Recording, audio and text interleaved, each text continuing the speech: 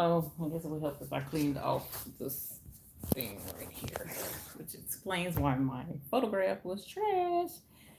Hello, hello. How are you today? Welcome, welcome, welcome. Um, I am coming to you live. I'm Eve with the baby's booty. Coming to you live from a place of um tiredness and what else? Overwhelmed. Hello, Scooby Doo. How are you? Thank you for being a YouTube Hoop Group member. Let me see. Do I have something to set this phone on? I'm gonna have to figure something out.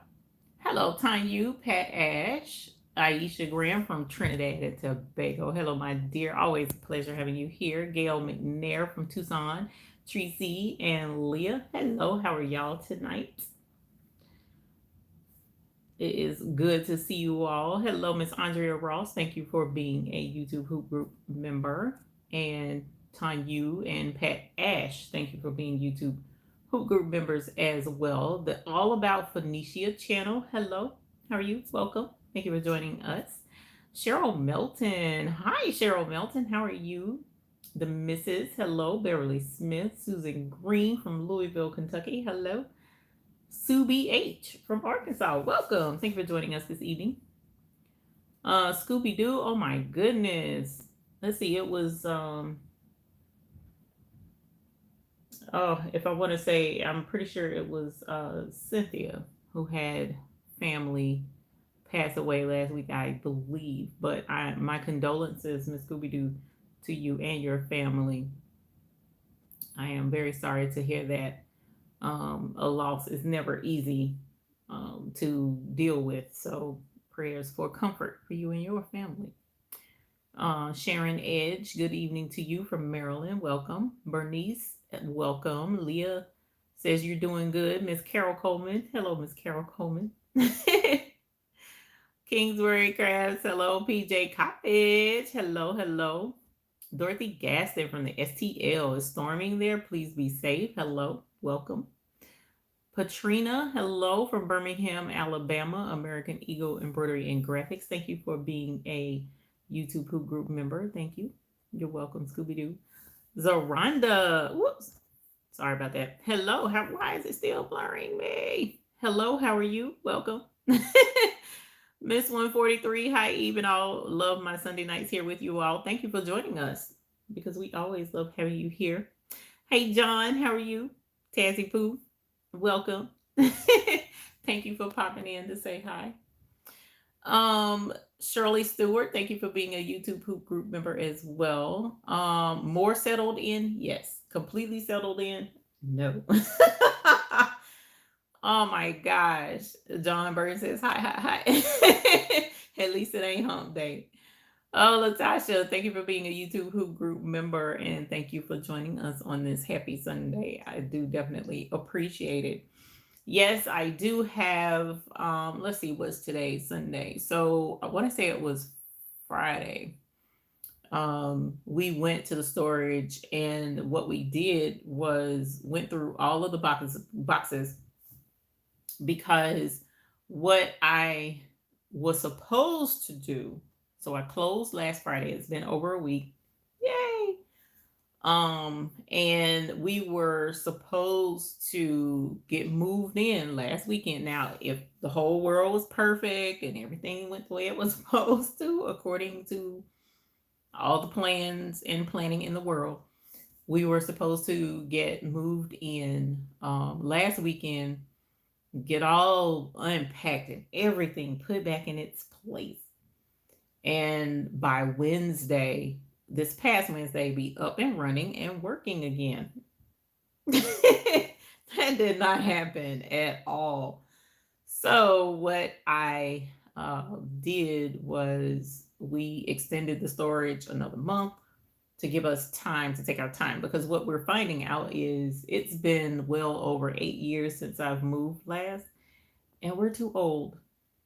we're older now, so it's not as easy to be bouncing boxes back and forth, unpacking the whole nine. It was just, yeah, it was a lost cause. So what we did do was go Friday, and we went through all of the boxes from just my studio, and he wanted me to point out the boxes that I thought were going to be instrumental in getting the studio back up and running. Like, for instance, I didn't need my bands of fabric because I'm not doing anything with all of that fabric right now.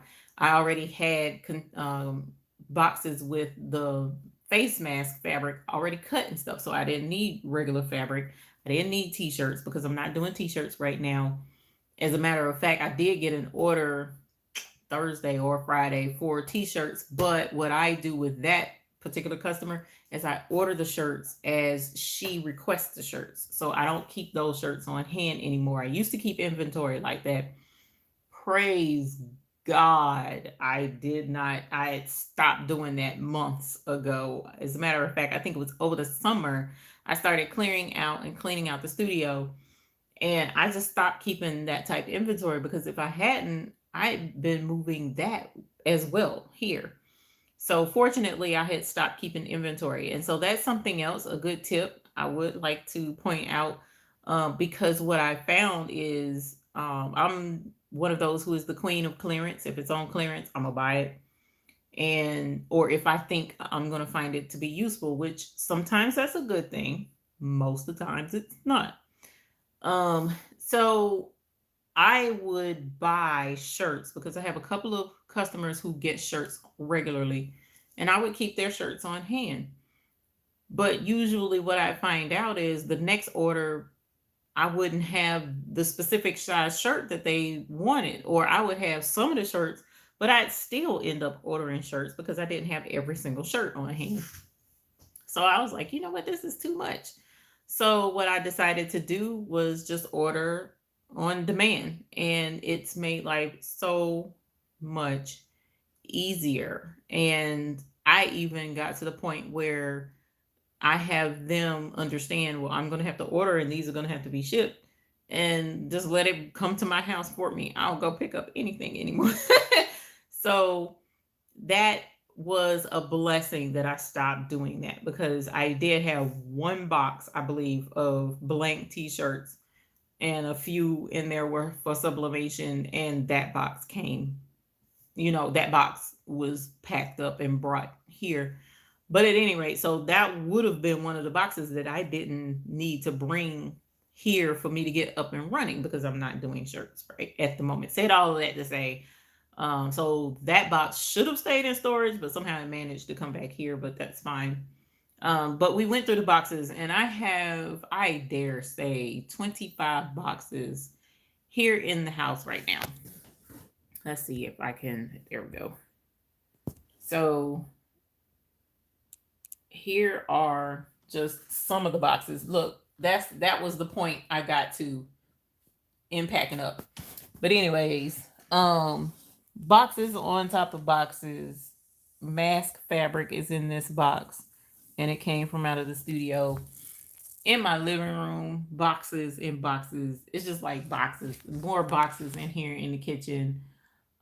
These are the stacks of empty boxes, but it's just, and this is just, I mean, this is a little bit of it. There's more in the living room on that side of the wall that you can't see.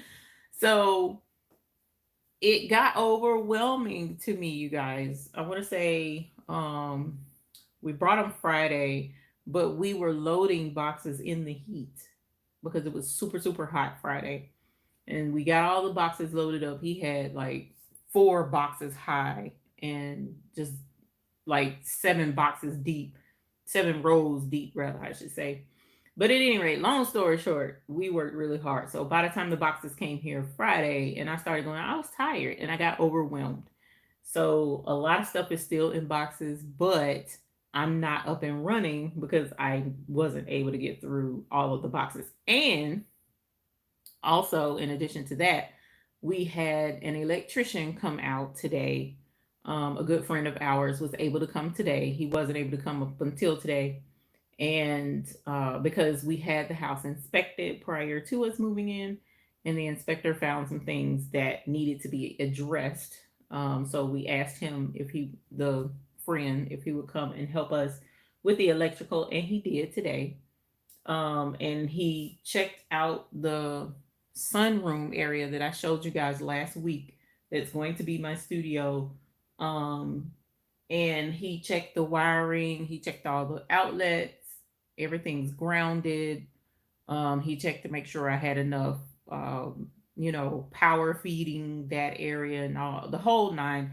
There's one change, well, actually, two changes he's going to have to make. Um, it's going to have a little bit of rewiring, and then he's going to run me two more outlets, each dedicated outlet in that studio so that I can have a heat press on its own outlet, like two heat presses, and each one have their own outlet. So that's a good thing. But it is cleared for me to be able to use my equipment. So I was like, hey, I can actually run my machines and not worry about burning the house down. So that was good. We did that today. As a matter of fact, I think that was, oh God, it's 9 o'clock now. I want to say he left at 4 o'clock, and he came at 12, 11. He came at 11. No, I left at 11. He came at 12. And he stayed till about 4:30, something like that. But at any rate, so that's done. Um, and then after he left, I decided to do some other work around the house. But now I'm here with you guys. So what I found in unpacking what happened to come over from the studio, from the storage to the house, is one of my 4x4 embroidery machines, the SE425. And my plan was to go over, because I get questions quite a bit on tension, how to handle tension, stuff like that. And I wanted to point that out on this machine. But guess what? I can't find the plug. So we're going to check a couple of basic things that I don't need the power plug for, like installing the bobbin correctly, how that looks, taking the cover off, where to clean, how that looks, stuff like that. Because the cool thing that a lot of people don't realize is an embroidery machine and a sewing machine pretty much has the exact same guts and whatnot in it. I may even pull out another sewing machine that I have in the living room boxed up and, pretty much confirm that and show you guys how all of that works. But at any rate, so that's the good thing that we can go over if you would like, and show that at some point in time in the show tonight. So I have been running my mouth and got behind in the chat. So I'm going to go back and make sure of what all I have missed. PJ Coppage, how are you feeling? It looks like you got some rest. I did. So Friday, after coming in and being worn slap out from bringing in boxes, let me see, did that? Yes. Okay, there we go. I did. We rested Saturday somewhat. And y'all, I have never in a million years thought that I would ever say that I hated going to Lowe's or hated going to Home Depot. I didn't think I would ever fix my mouth to say that. But when I tell y'all I am sick and tired of Lowe's and Home Depot, it don't make no kind of sense. So it's just been one of those things, because the house is an older house. Of course, it was built early 50s, and work has been done to update this house since then. But there's a lot of things, like I had to change the plug on my stove so that my stove would fit, had to change the plug on the dryer so that the dryer would fit, and I have just been like back and forth, back and forth. And there's some cosmetic things that I intend to change in the house, but that has nothing to do with the studio. But just saying all that to say, that's pretty much how life has been the last 7 days. Is back and forth to Lowe's and Home Depot. But other than that, yes, I've been getting work. Amy G918, hello, how are you? Thank you. I appreciate that, and welcome. I appreciate you joining us this evening. Eartha Lewis, hello from Port Allen, Louisiana. Welcome. Thank you for joining us. Gail McNair says you have too much stuff to move. Take your time. I hate moving. And that's what I'm going to try to do is, just one day, one box at a time.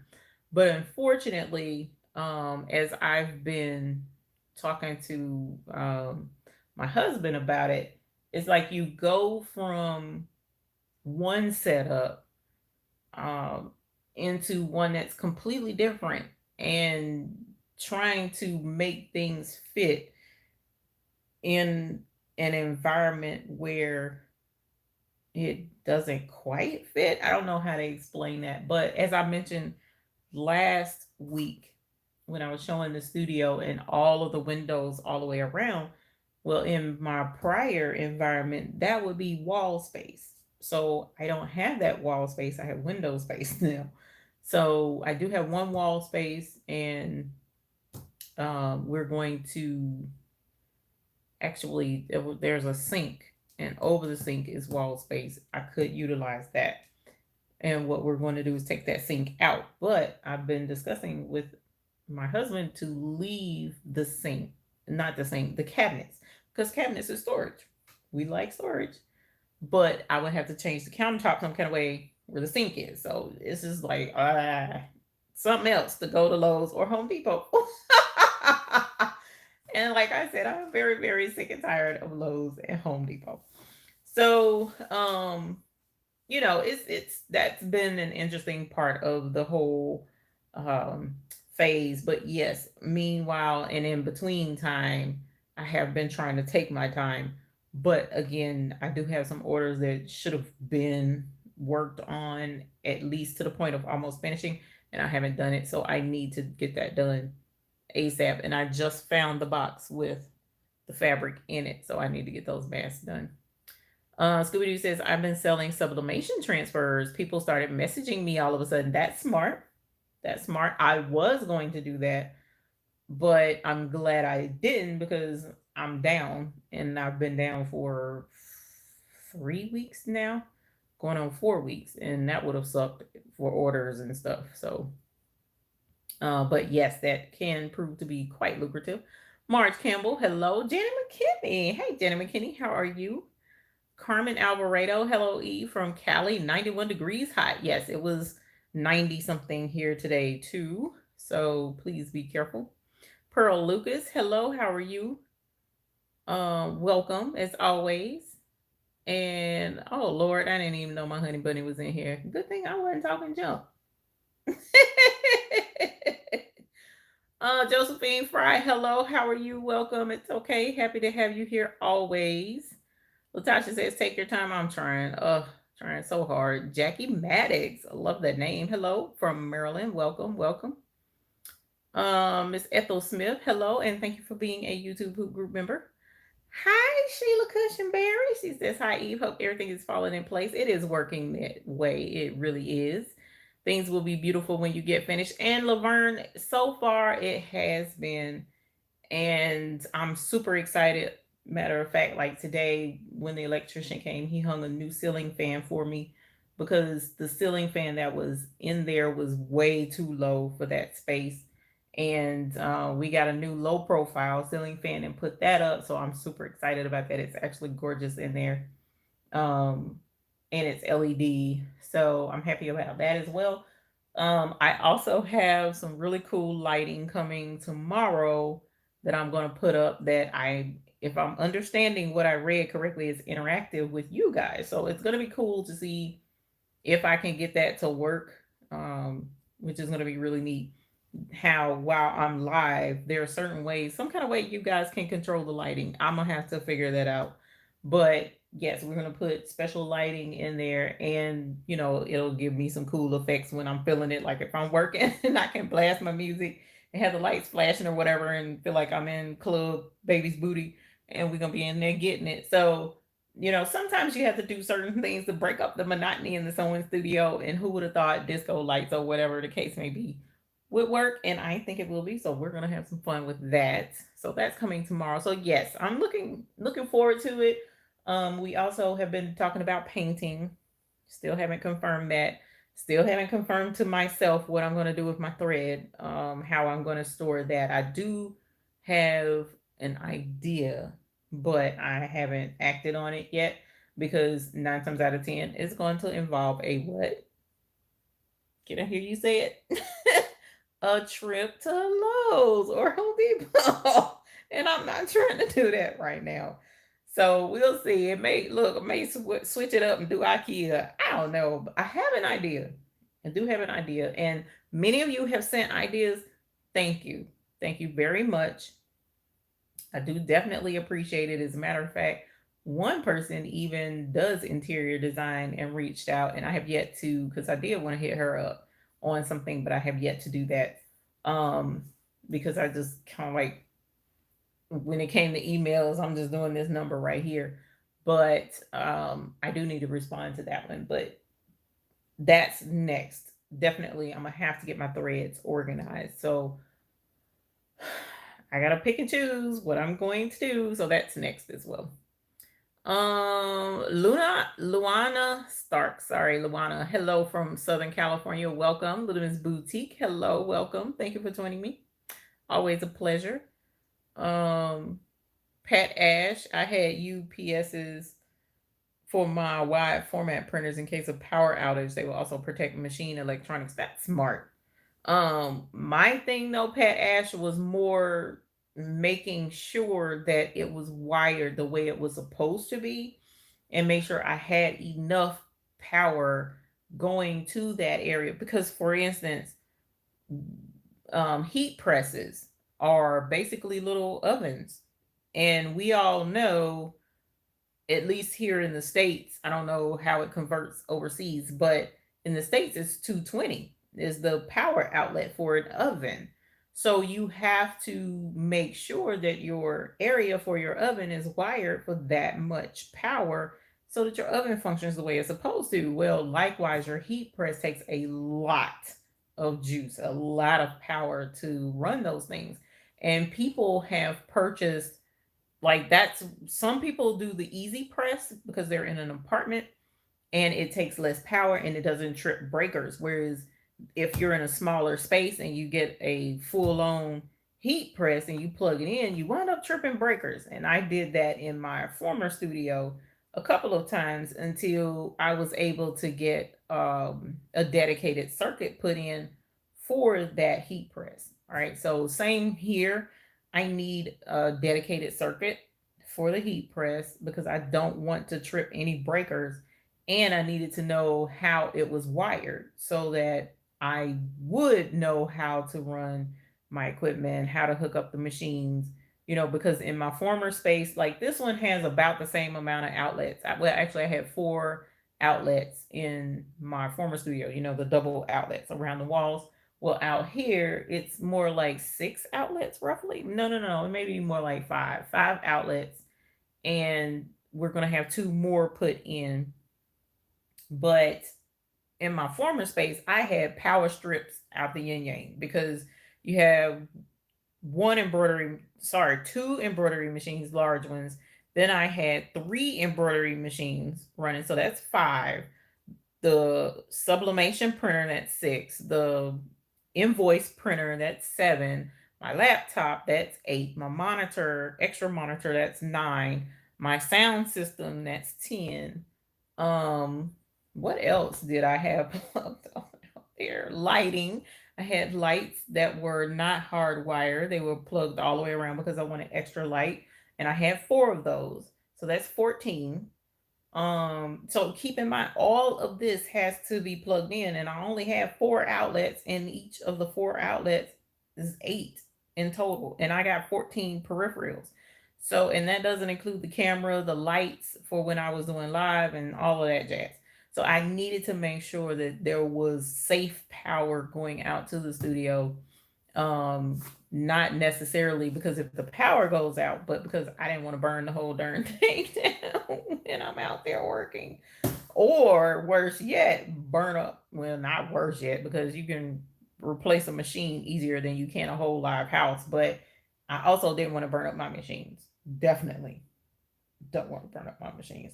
So that was the whole point in the guy coming out today to check the studio and all of the outlets. Egypt quilts. You remodeling everything or just the studio? And Tracy say home improvement VIP. Oh, you just have no idea. I am kind of remodeling a little bit of everything, but not everything. So each room in the house has, little things that I was doing to try and bring my personal flair into it. Um, like for instance, Saturday, one of the things that I've been dying to do and was able to do was replace my kitchen faucet because it was the old kind with the clear plastic crystal looking knobs, one on each side, and just a straight um, pipe, not pipe, faucet head coming out with the water and then the spray nozzle on the side. Well, I wanted to be a little bit fancy. And fortunately, well, no, I did end up having to go to Lowe's. Ugh, that's not where I got my faucet from. I got it from off Amazon. But I did install my new faucet. So that's one of the things that I wanted to do to remodel, so to speak. Um, but yeah, there's quite a few things that I am doing throughout the house. Painting being one because I want everything white. This is like tan in this room, and in my bedroom it's green, and I want white walls because I like bright and light areas. So yeah, there's some. And my studio is wood paneling. Yeah, wood paneling. So that's gonna be painted white so that it will brighten up and I can see my fabric, see the thread, my needles, see the thread colors like I want to. Because lighting is imperative to make sure that you're matching up your colors with your threads and stuff. If you've ever noticed, I don't know if you've ever done this, but if you take um, a thread, all right, of a specific color and try and match it, like for instance, to this shirt, this is gray, it's not black, it's a gray top. So if I do have gray embroidery thread, so I would get a gray thread and lay it on top and be like, oh, you know what, that's the right color. Take it outside in the sun and you'll be like, that is not the right color because the sunlight has the brighter color spectrum. That's the daylight, light spectrum. I think it's like 5,000 or the 5,500K is what usually is on that spectrum. And it shows up more colors and it allows you to see the colors better versus, your basic incandescent or, generic soft white light. Soft white actually is a yellow. It has a yellowish, amberish tint and it can distort your thread colors and your fabric colors and you're thinking you're looking at one color when in actuality you're not. So OTT lights, OTT, the OTT lights are phenomenal with their daylight spectrum so that you can see colors and threads and stuff like that clearly and in better light. As a matter of fact, where I go purchase my thread at Madeira, when I would way back in the day before COVID and could go pick up my threads, he would bring out the ot light and say, hey, you want to compare your threads? And you could see it under the ot light much better and be able to tell what color you're trying to match to the color chart.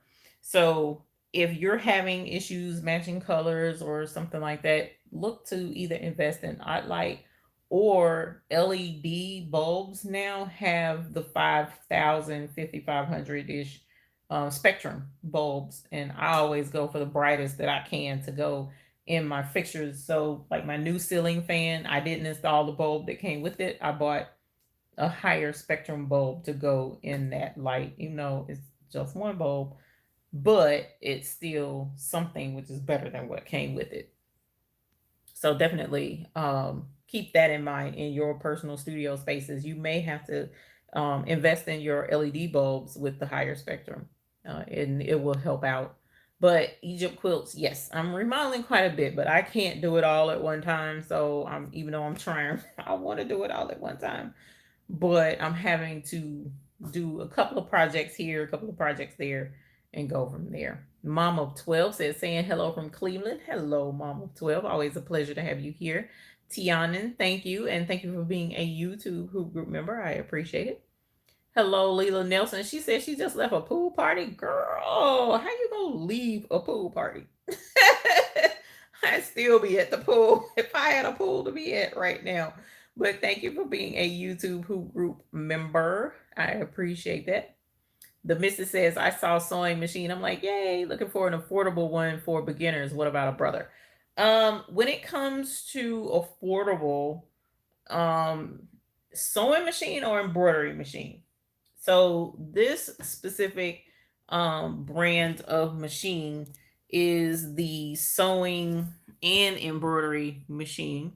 So it can be both. But as you see right there is the foot that goes here that turns it into the embroidery machine. And you have to, just slide this on in order to activate the embroidery portion. So it clicks in place and then the machine will automatically know, hey, this person wants to embroider. And so all the embroidery functions will show up. But if you remove it, there's a lever under there that you squeeze right here. You squeeze that lever and take it off. And then when it is sitting like this, and if I were able to turn it on because I would have found the cord, then it would show just sewing features. You wouldn't have your embroidery features. But this is an excellent machine. A lot of people would tend to disagree because it's limited to 4x4 unless you do the repositional hoop, and then that's 4x6.5 roughly, something like that. 4 inches by 6.5 inches roughly.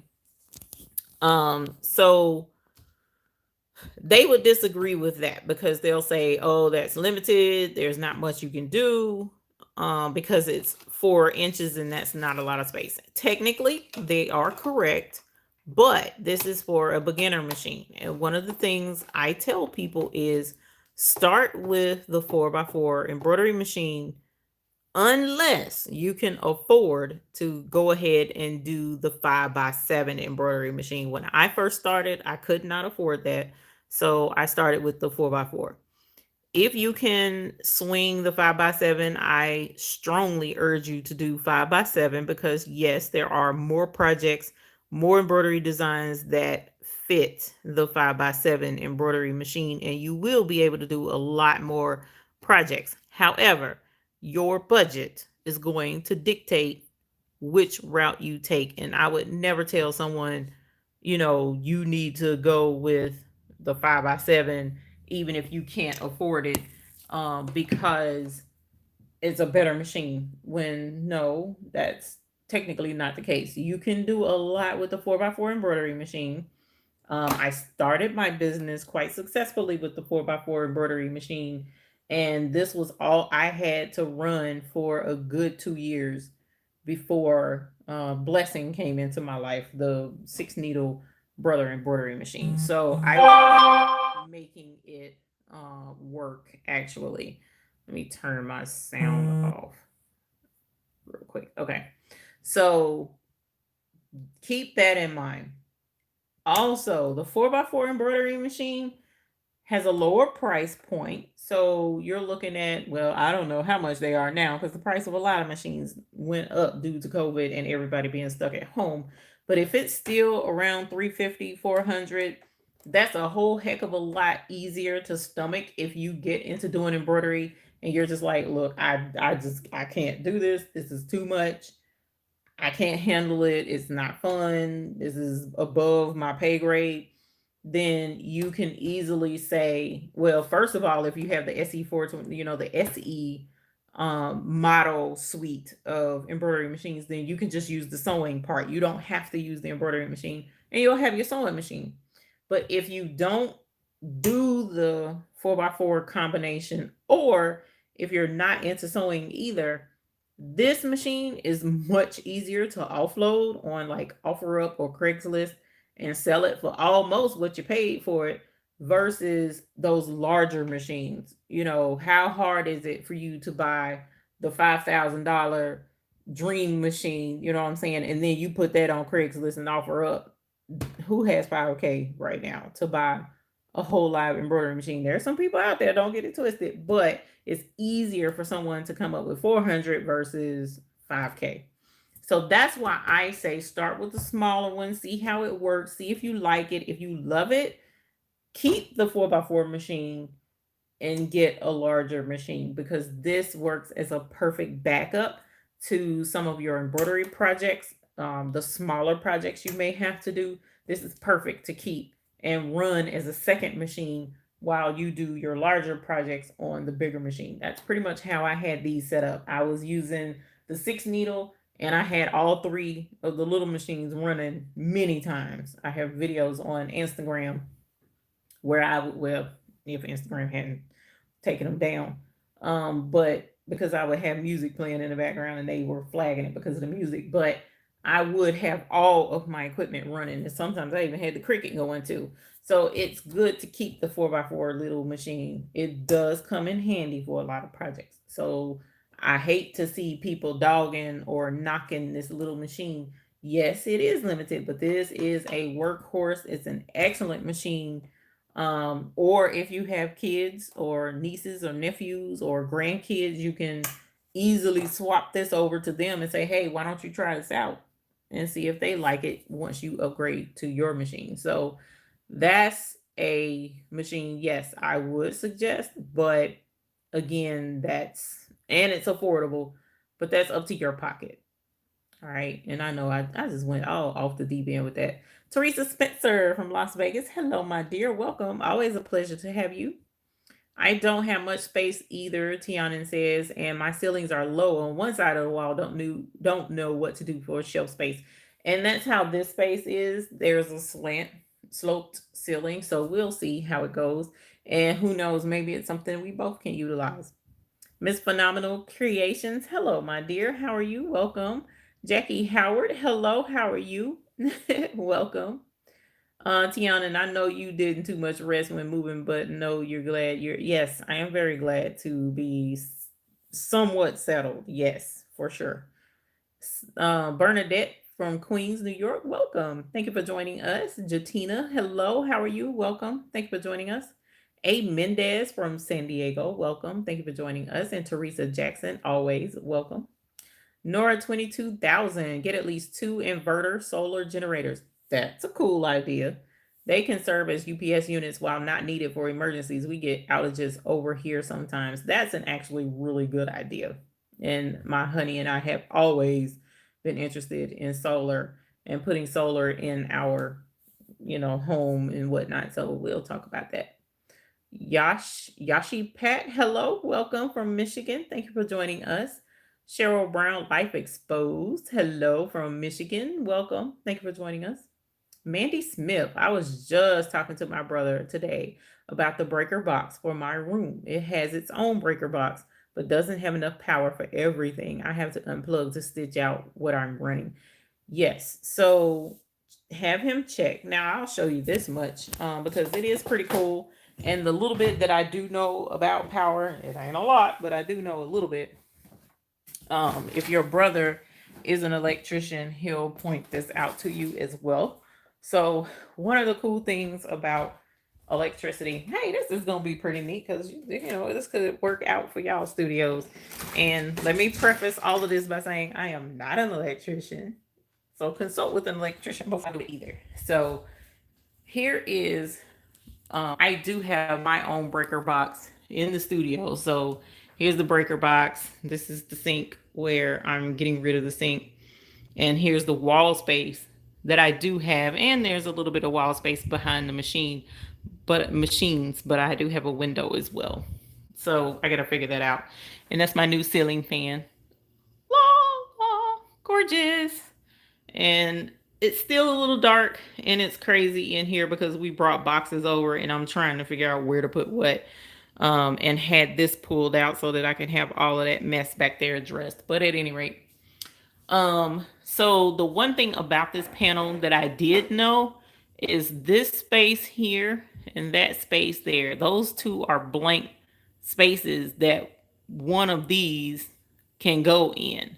Another one of these can go in. So I have 2 empty spaces that this can be an outlet and that can be a dedicated outlet, and it will have its own power so that you know, if there was too much power, it would trip the breaker instead of all of my outlets being on one and overloading a circuit.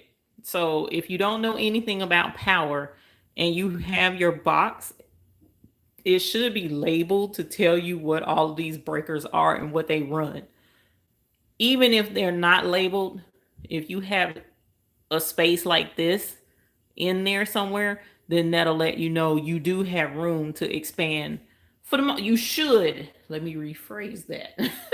You should have enough room to expand and run more circuits in that room, because you have your own panel. Now, in my old studio, I didn't have enough room. I didn't have any blank spaces in that panel, so I couldn't add anything on its own dedicated circuit. But the one heat press dedicated circuit I could put in, because it was a 220 outlet for some reason. I don't know why they had 220 in there. I guess for a heater or an air conditioner or something way back. But by the time I got in there, I didn't need 220 anymore. So the electrician converted it to a 110, and that allowed that one space to have its own circuit. So that was pretty cool. But in here, I have two blank spaces, and he's going to come and run two more circuits for me so that I'll have dedicated power for over here on this side and behind the machines, so that they'll have their own juice. And I don't have to worry about anything else taking the power away from those machines.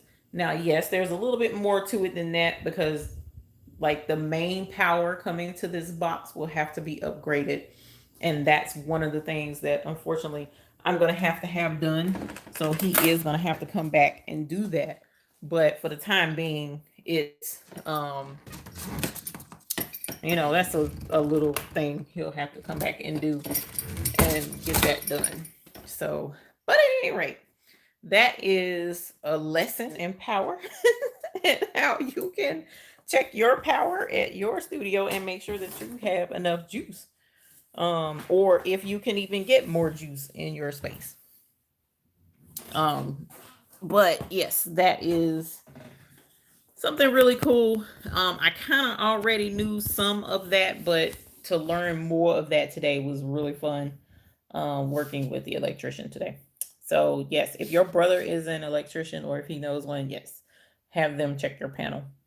Avery Head, the interior designer, I need your email. You emailed me, didn't you? I think you emailed me.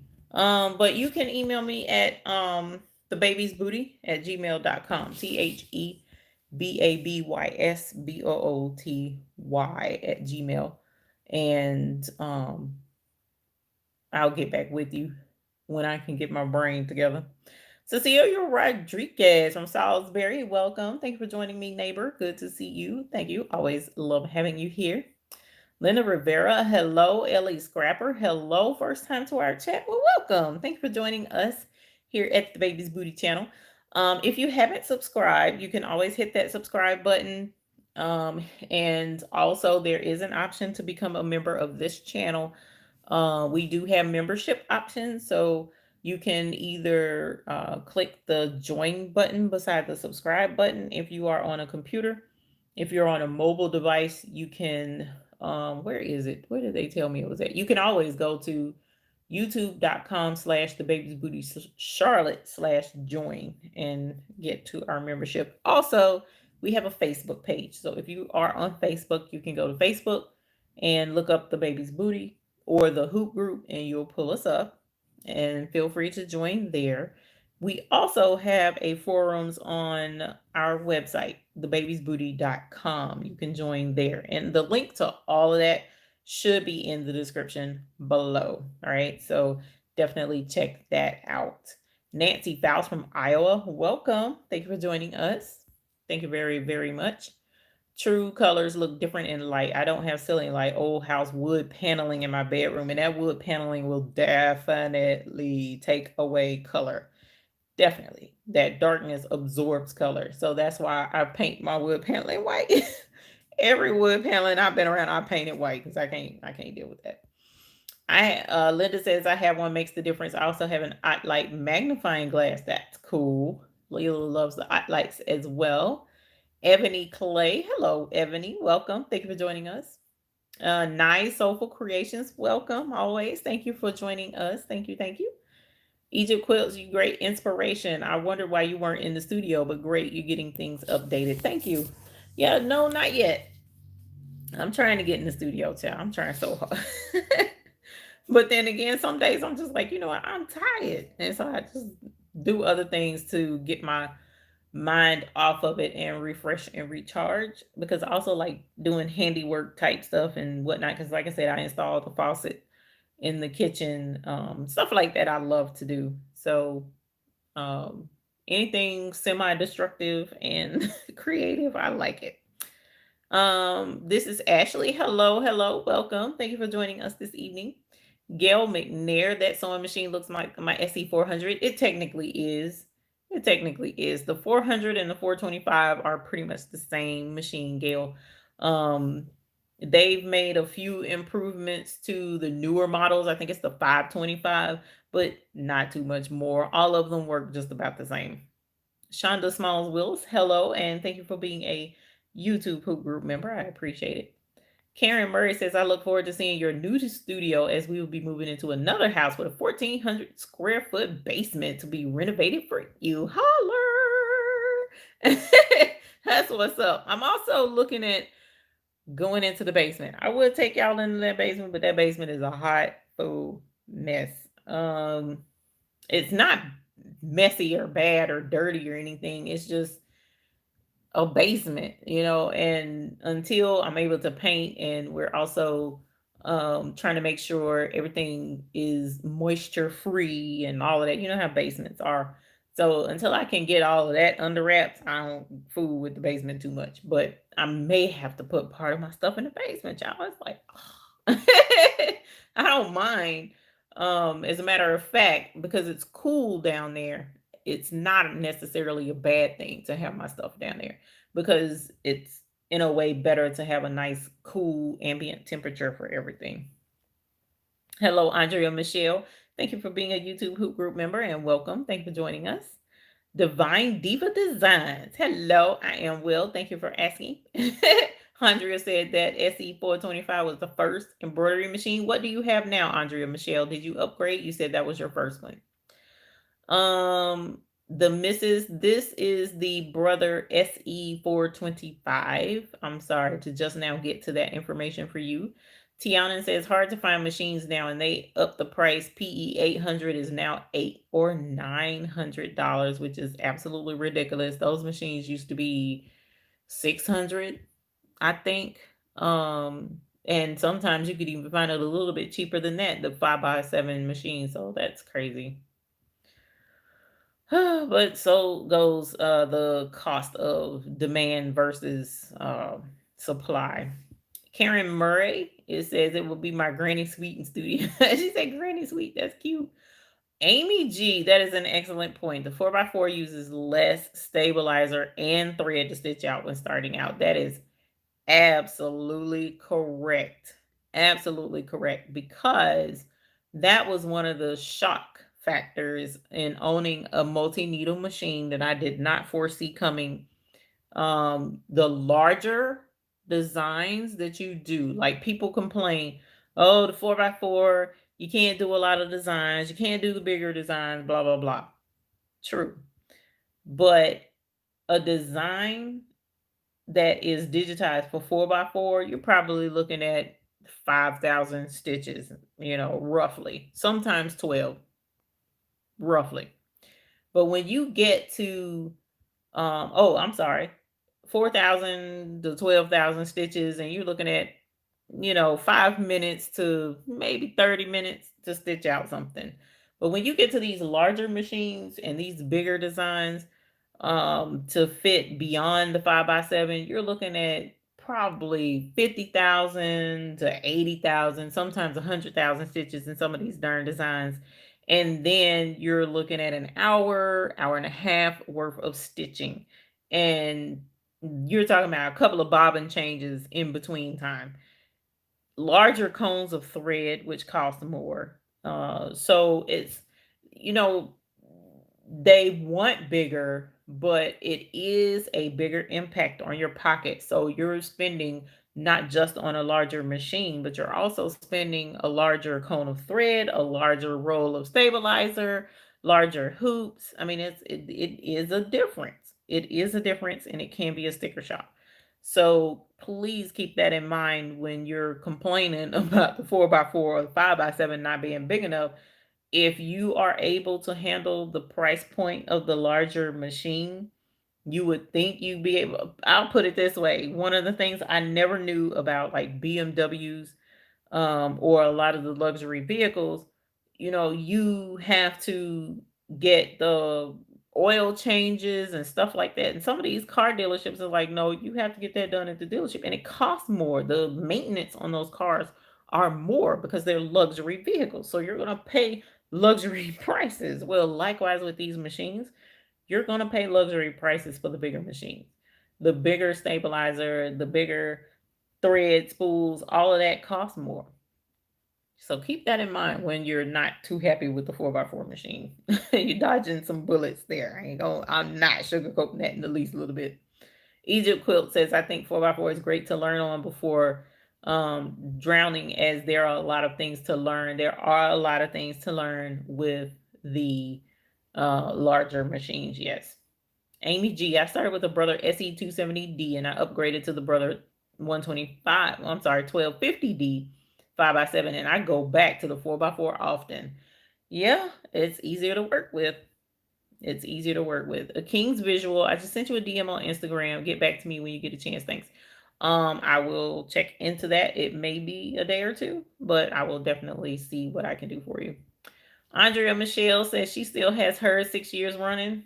These machines are workhorses. They don't die. They just don't. Vicky Skipper, hello. Thank you for joining us. Welcome. The missus, thank you so much for that information. You are welcome. You probably don't have your bell, but I got my Sawgrass 500 printer on Thursday. Well, guess what? I do have my bell. I just got to go find it. I had it. Because my honey bunny brought it for me out of the storage. And while I was out there, I should have grabbed it. I don't know why I didn't. Probably because I didn't even think about the bell. I was too busy talking about the power grid. Let's see if we can't find our bell so we can ring our bell for your Sawgrass printer. Go ahead on, ma'am. Let's see. I had it right at her, some hers. As a matter of fact, I meant to put it where I always keep it when I was in the other studio, but I did not. I see. Oh no. Y'all, where's my bell? I have stuff all over the place. Oh, I found it. I found the bell. So let's go ring it. I'm going to ring it on the inside zone.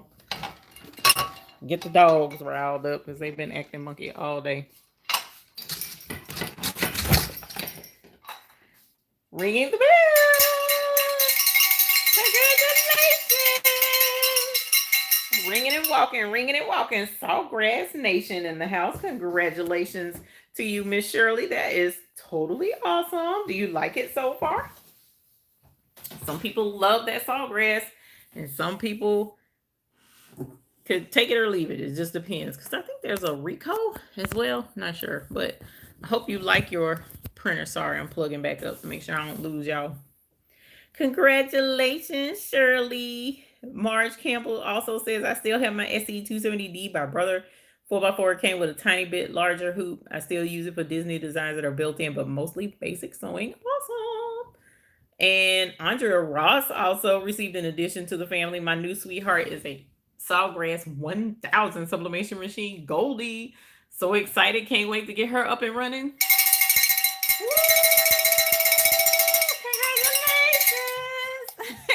Y'all in these Sawgrass babies. That's what's up. Y'all gonna be sublimating all kind of stuff. Congratulations, Andrea. I was gonna ask you, do you like it so far? But you say you can't wait to get it up and running.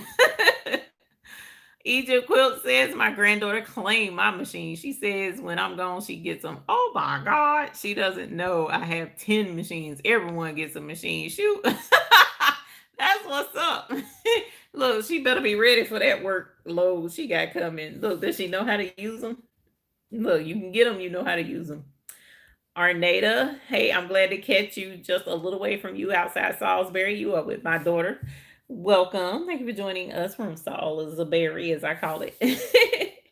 And my in-laws are up that way too. So love Salisbury.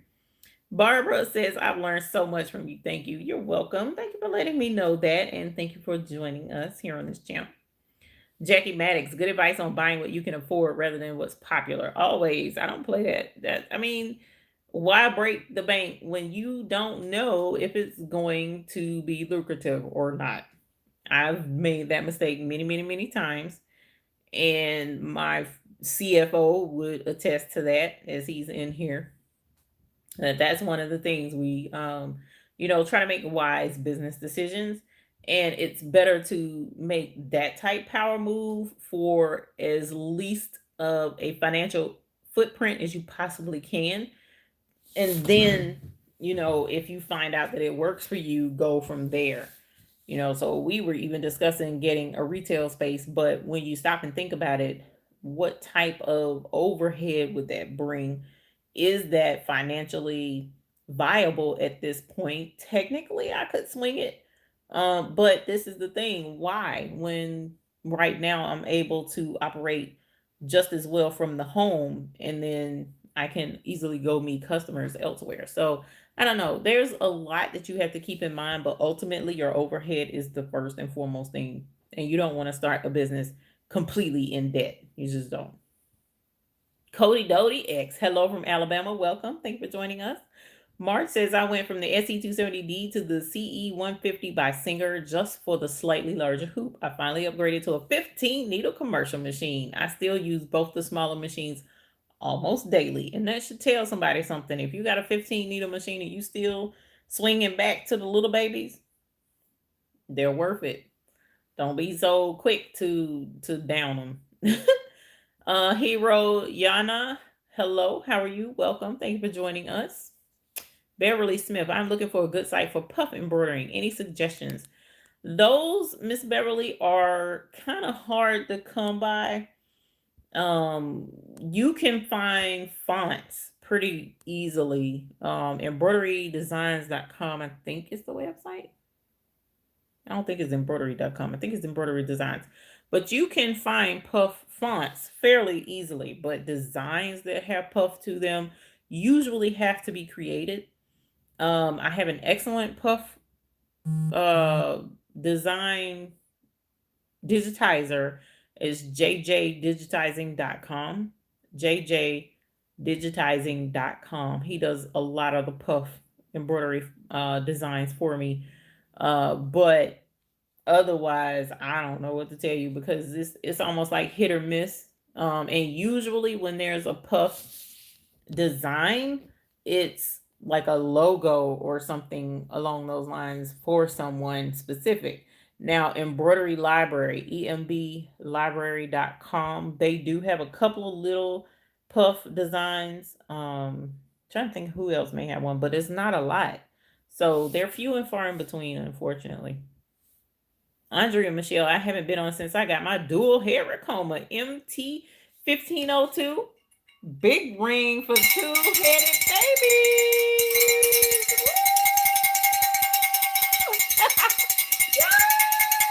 Congratulations. You got a two-head baby. That's what's up. You're going to be stitching all kind of crazy. See, okay, keep in mind, y'all, what I was just saying about those larger machines. Andrea, now she has two head machines. So pretty similar to me having two different machines. You have to buy two of each spool of thread. And those larger machines don't take these little weedy spools like these. I mean, they can fit these little spools, but they need the big spools of thread, to really be efficient because that big machine would eat through that little spool of thread in no time. So it's double the price, double the stabilizer, double the spray adhesive, double the oil, double the everything, double the bobbins. So a lot of that, I mean, people are like, oh man, I want to be like that. I want to have, yeah, you do, but there's some expense to go with it. So you have to make sure that you're prepared for that too. Jackie Maddox, electricity is something sewing machine dealers may not tell you about when buying these high powered machines. That would be definitely correct. Debbie says, when we covered the garage, my dad added another breaker box so the shop runs independently from the rest of the house. That was very smart on his part because we do run a lot of equipment. Good evening, Sabir, New York. Welcome. Thank you for joining us this evening. Marge Campbell says, today I am playing with a Brother P150 we got at a sale the other day. It's almost identical to the Simplicity SE2 or 3. Congratulations. That's a bell ring. PE150. That's still a new baby. So congratulations. Hopefully you can get it up and running very well. Miss Social Deb, hello, my dear. Thank you for being a YouTube Hoop Group member. Appreciate you joining us. Lucy, thank you very much. I definitely appreciate that. Mandy Smith, the breaker box for my room only runs this room. It only has 2 tins, but I need more and more room. Usually we do. Let's see. Hello from Washington State, Margot Chromati McClure, welcome. Thank you for joining us. No Average Girl Stewart. Hello, No Average Girl Stewart. Welcome. Sherry Castro. Hello, Diane Wilson. Hello, and Heather Butler. Welcome to everyone who has just joined us. Thank you for joining us. Even though it looks like I'm behind in my chat. This is Ashley. Were you able to get that large mask order finished you talked about last week? Nope, sure have not. As I mentioned, that was one of the things that was packed away, and we just brought those boxes over Friday, and I just unpacked them today. So it's sitting right here open, and I was looking at it and I was like shaking my head. Oh my God, I have got to get this order done. But fortunately, I've been in touch with the order person and let them know. She knew I was moving anyway, and I let her know that before she even placed the order. But I still need to update her tonight that I do have everything open and was cleared by the electrician. Andrea Michelle says I have a TC 1501 and an MT 1502. So what's that's 3 machines? Because the 1502 is the double head, right? I want to make sure I'm understanding correctly. Tiana says I got my 16 by 24 press and 7720. Still sitting scared to get scared to get started. Space don't want to pop the fuse either. Exactly. That 16 by 24 is a monster in comparison to normal heat press machines. So I can understand that. And yes, you definitely want to try and make sure there aren't very many other things on that same outlet or power line as that heat press, because it will. Oh, and God forbid you put it on with like an air conditioner or a heater or an iron for that matter. You don't want to mix those two. You don't want to mix those two. Too much power going to one thing. Tiana, and let me know if I need to ring the bell for those babies because I don't remember. Felicia Storm, hello, welcome, and thank you for being a YouTube Hoop Group member. Inspiration Creations, late getting here, but hi from Canada. Welcome from Canada. It's always a pleasure to have you here. Ellie Scrapper, the PE 800 before all this pandemic was $5.99. Yeah, I know. Tiana, she said, I'm coming for that press. You better start using it. I know that's right. Especially a 16 by 24. What? That is, that's a lot of heat pressing, man. I would love that. Rebecca Ricketts, late getting in. Hello, everyone. Hello to you as well. Thank you for joining us. Deborah says, Deborah Hemmings. Hi, everyone. Just purchased a Baby Lock Verve yesterday. Just want to learn on a 4x4 first before I invest in a larger machine. Thanks for being an inspiration.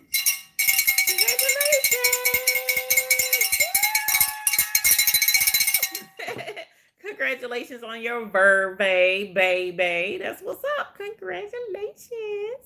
Linda Smith, I bought a PE 800 Brother embroidery machine. I'm glad you was able to find one. Congratulations on your PE 800. I was looking for one, could not find one to save my life. I was looking a couple of weeks ago and could not find one. Linda says I was able to start with the PE 800. My confidence was great once I understood the software. I admit I went through that paralysis. I can't talk right now. I'm good. Yeah, it's difficult to get started, but once you get started and get on the roll, you'll have it down packed. Hello, everyone. Gina says for Gina 445. Welcome. Thank you for joining us. By the way, for everyone that uses Cosmo Sub ink, they restocked yesterday. That's good to know because they were out for a while. Andrea Ross, I already had the Sawgrass 400, so I love it. I got the 1000 to get bigger prints. Awesome! And it does help to be able to do bigger prints. Hey, Debbie, how are you? Welcome. Thank you for joining us. I appreciate you being here with us this evening. Angelia Baker, also, hello. How are you? Welcome. Thank you for joining us. Tiana says, you right about spending. I'm trying to tell you, it's a fool. Cut out overhead as much as possible, the missus says. A 4x4 machine is easier to transport to work on smaller projects at other places. That's smart. My others are much too heavy. Sometimes during the summer, I like to take a machine to the screen room porch. Cool beans. Or flea market or on-site places. Yes, definitely 4x4 does work for that too. Tiana says, what do you think about the 6 needle? I like the 6 needle. The 6 needle is an excellent machine. It has, pretty interface and doohickeys and whatnot, but I love my 15 needle in the speed, in the, what am I trying to tell you? The speed, the price is the same. The 15 needle and 6 needle, same price. So the affordability of it and the value for my money. I love the fact that it comes with 2 times every hoop. So I have 2 of every hoop with that machine so that I can have a project hooping while waiting on the first one to finish. So I'm ready to go as soon as it's done. Have I said anything about the speed? I think I did, but I'm going to say it again. It's very fast. I absolutely love it. And it's just an all-around heavy-duty machine. So yes, I do love my 6 needle. It does work. It does embroider very well. I feel the 15 needle is a better value for the money. But I do like my 6 needle. Blessing is always a blessing no matter what. And she always will be. American Eagle, I like to make my own work hours, so I like to work from home. Yeah, that's true. Instead of having a space away from home. Once you buy those big machines, Brother Dream Machine 2, you are hooked. So it's killing me while my dream in the shop for its annual checkup. I just have to use the SE400. Yes, once you get used to the bigger machines, usually that's your first go-to. But while the first go-to is working or doing whatever it's doing, the smaller machines tend to take up the slack in the background. I'm excited about my printer. Shirley says, but I haven't used it yet. I was initially resisting sublimating as you talked about it. I thought learning embroidery, rhinestone, and HTV was enough. It's never going to be enough for us. It's never going to be enough. We're always going to find more things to do, other things to do, other projects to get involved in. That's just a part of it. But the thing is, you kind of have to pick and choose your battles, so to speak, and figure out what makes more sense financially for your business. Nora 22,000. I just started my first embroidery today on my new LB 5000M, and I agree with Miss Social Deb. I got a solar generator too, so I can take my machine to the park and sit at a park table. And so super cute. That's super cute. How many people stop you and ask you about what you're doing? I bet that's really cool. But you did say it's your new machine, so we're going to ring the bell for you, Miss Nora.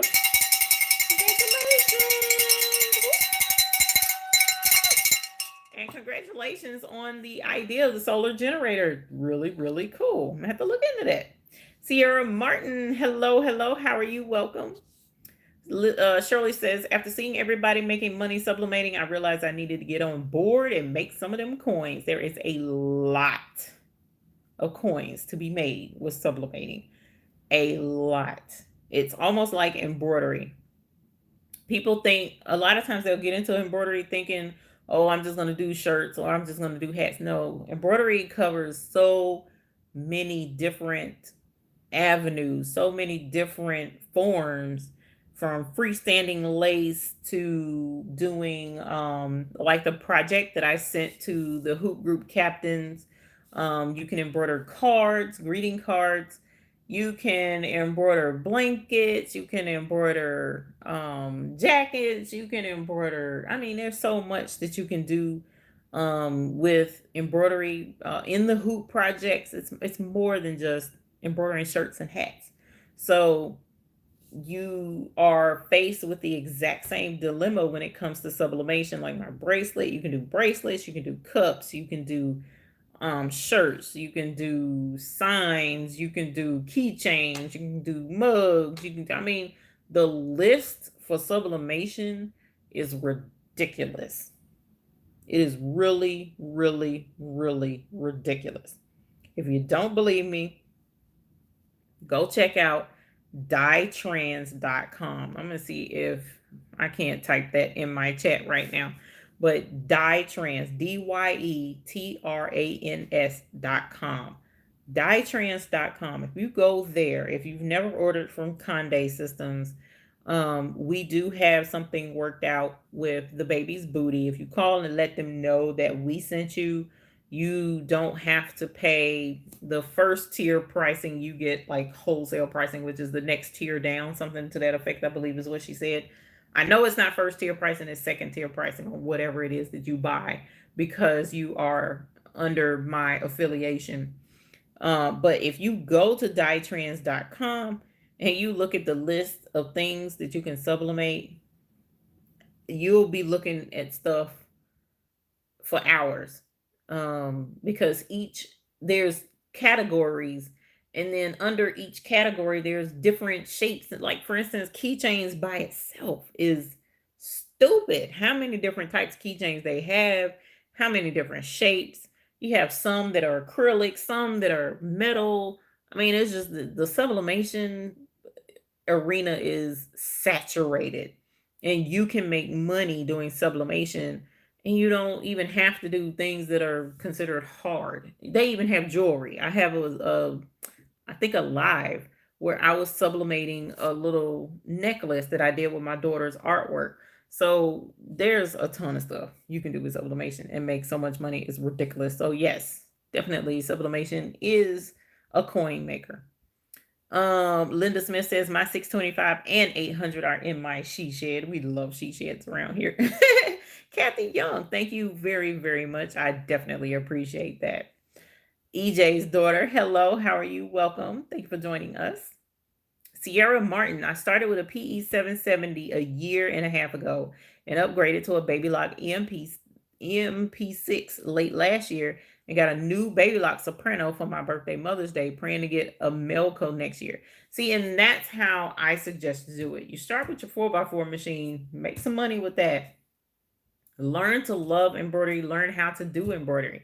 Once you get good at it, then step up and go bigger. I mean, you can even take a baby step and do just the next size up. But either way, take it in increments. Don't just jump right in with the 15 needle machine unless you got the pockets for it. If you got the pockets for it, go for the gusto. Jump in the pool. It don't matter why ease in with a toe. Just jump right in if you have the pockets. But if you're like me and you have fibromyalgia and you know that if you jump in that cold water, it's going to take your breath away and you're just going to be in pain, take your time and get in the pool like somebody sensible. You know what I'm saying? So, yeah, you can go for the gusto if you can afford to, but if you can't, then take it step by step. It's not going to hurt anything. It'll only help, actually. Natalie Merritt, I just got me a PE 800 for $400 with 50,000 stitches. Girl, I'm ringing fire. Courageous. Oh, courageous. Congratulations. That is crazy. I was trying to say crazy and congratulations at the same time. 400, girlfriend. Oh, wish that deal was around when I was looking. I would have got it too. That is an excellent deal. Please love on your baby. Forever Blessed says, do you oil your machine daily? I do if I'm using it every day. If I'm not using it, that like I haven't oiled them in the last couple of weeks because I haven't been using them. The multi needles, yes, I oil every day. The smaller machines, I don't oil every day. So it just depends on which machine and what I'm doing on them. Diane Wilson says, Eve, what brand of thread do you recommend for embroidery? It depends on the machine that you have. And the machines, like the larger multi-needle machines, tend to not be as temperamental as the smaller machines.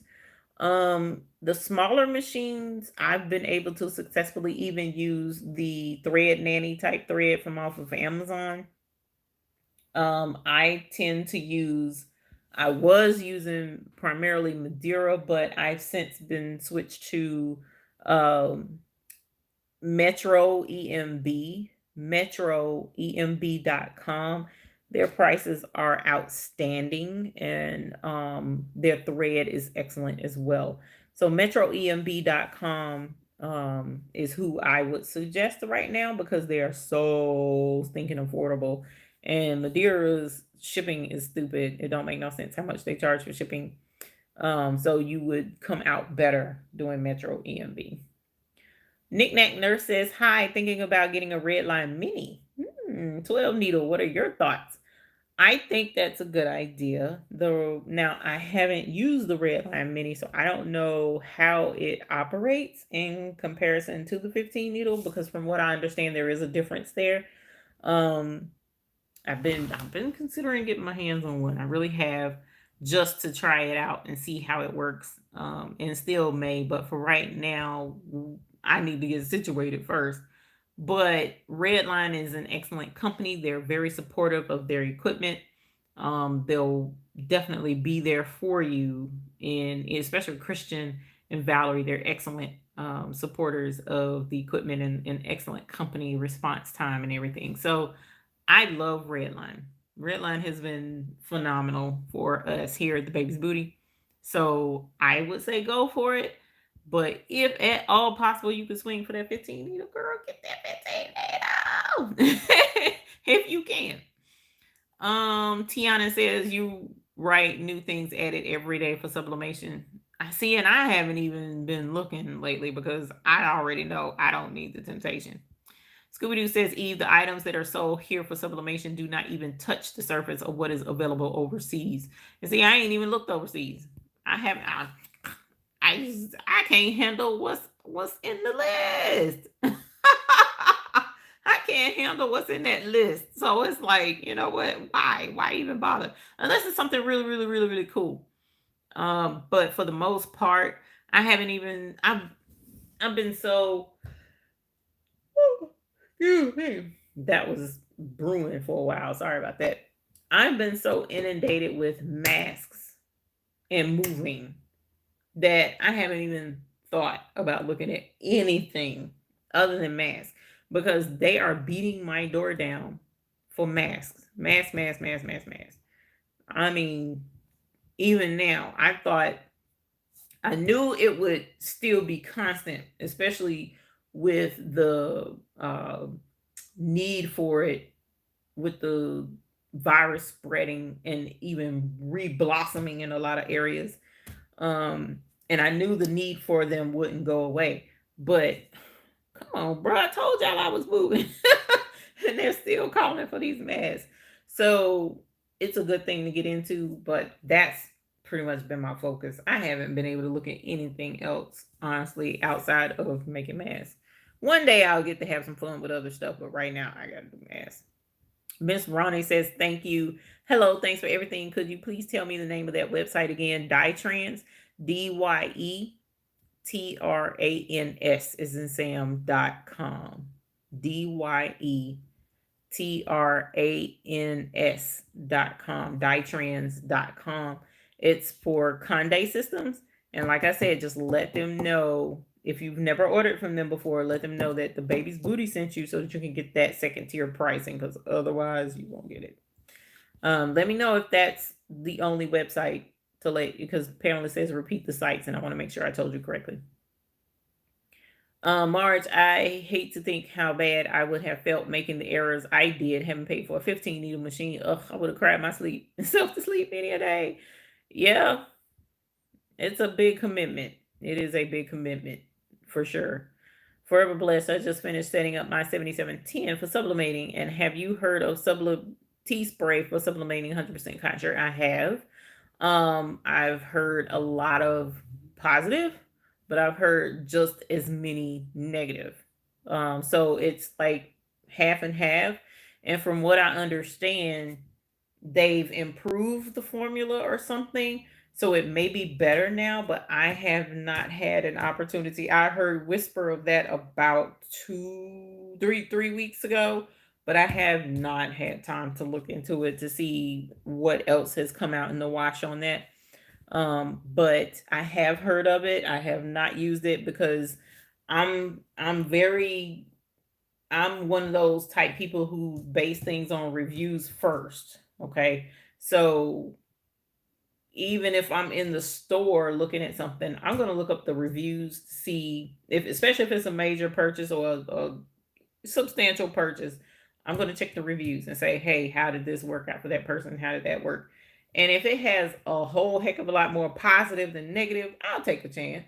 In most instances, I'll take a chance. I'll read some of the reviews and see what the negatives are.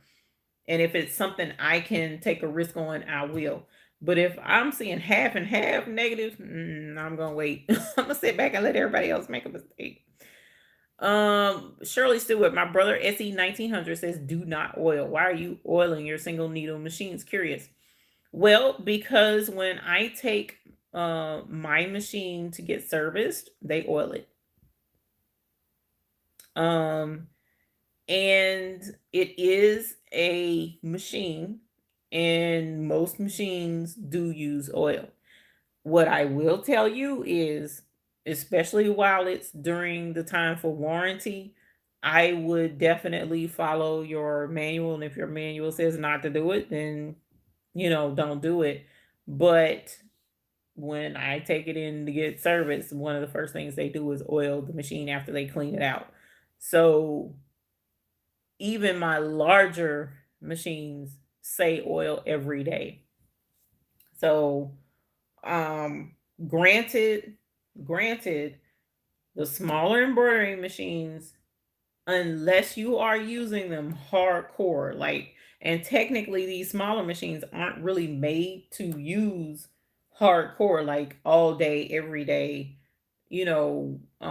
cranking out order after order after order after order multiple days during the week. These really are not made for that. These are like hobbyist machines where you're doing, you may have a order of 20, 25, 30. You may even have a 100-piece order of something you need to embroider. But then after that, there's some time before your next order. And then it'll only be a 10-piece order. And then your next order will be a 1-piece. You see what I'm saying? So this machine generally is made for that type of stuff. Same with the brother larger machines, the 6 needle and the 12 needle, 10 needle, sorry. The 6 needle and the 10 needle, those are home embroidery machines. Those are not industrial machines. Okay, there's a big difference between industrial and home. Okay. Industrial is like hardcore. It's made to run nonstop. When I say industrial, I want you to think overseas sweatshops running 25, 30, 40, 50, 100 head embroidery machines, and they're cranking out orders for Nike, for instance, and they're doing hats and they have 500 hats going at one time. That's industrial equipment. That's what that red line is. That is an industrial machine. It is made to be used in a sweatshop type environment, run nonstop until it's time to change a needle. And then you change your needle, oil it, do whatever you need to do when it's time to do it, and you keep right on cranking, and that thing doesn't miss a beat. Those home machines are not made for that type of work. They're not.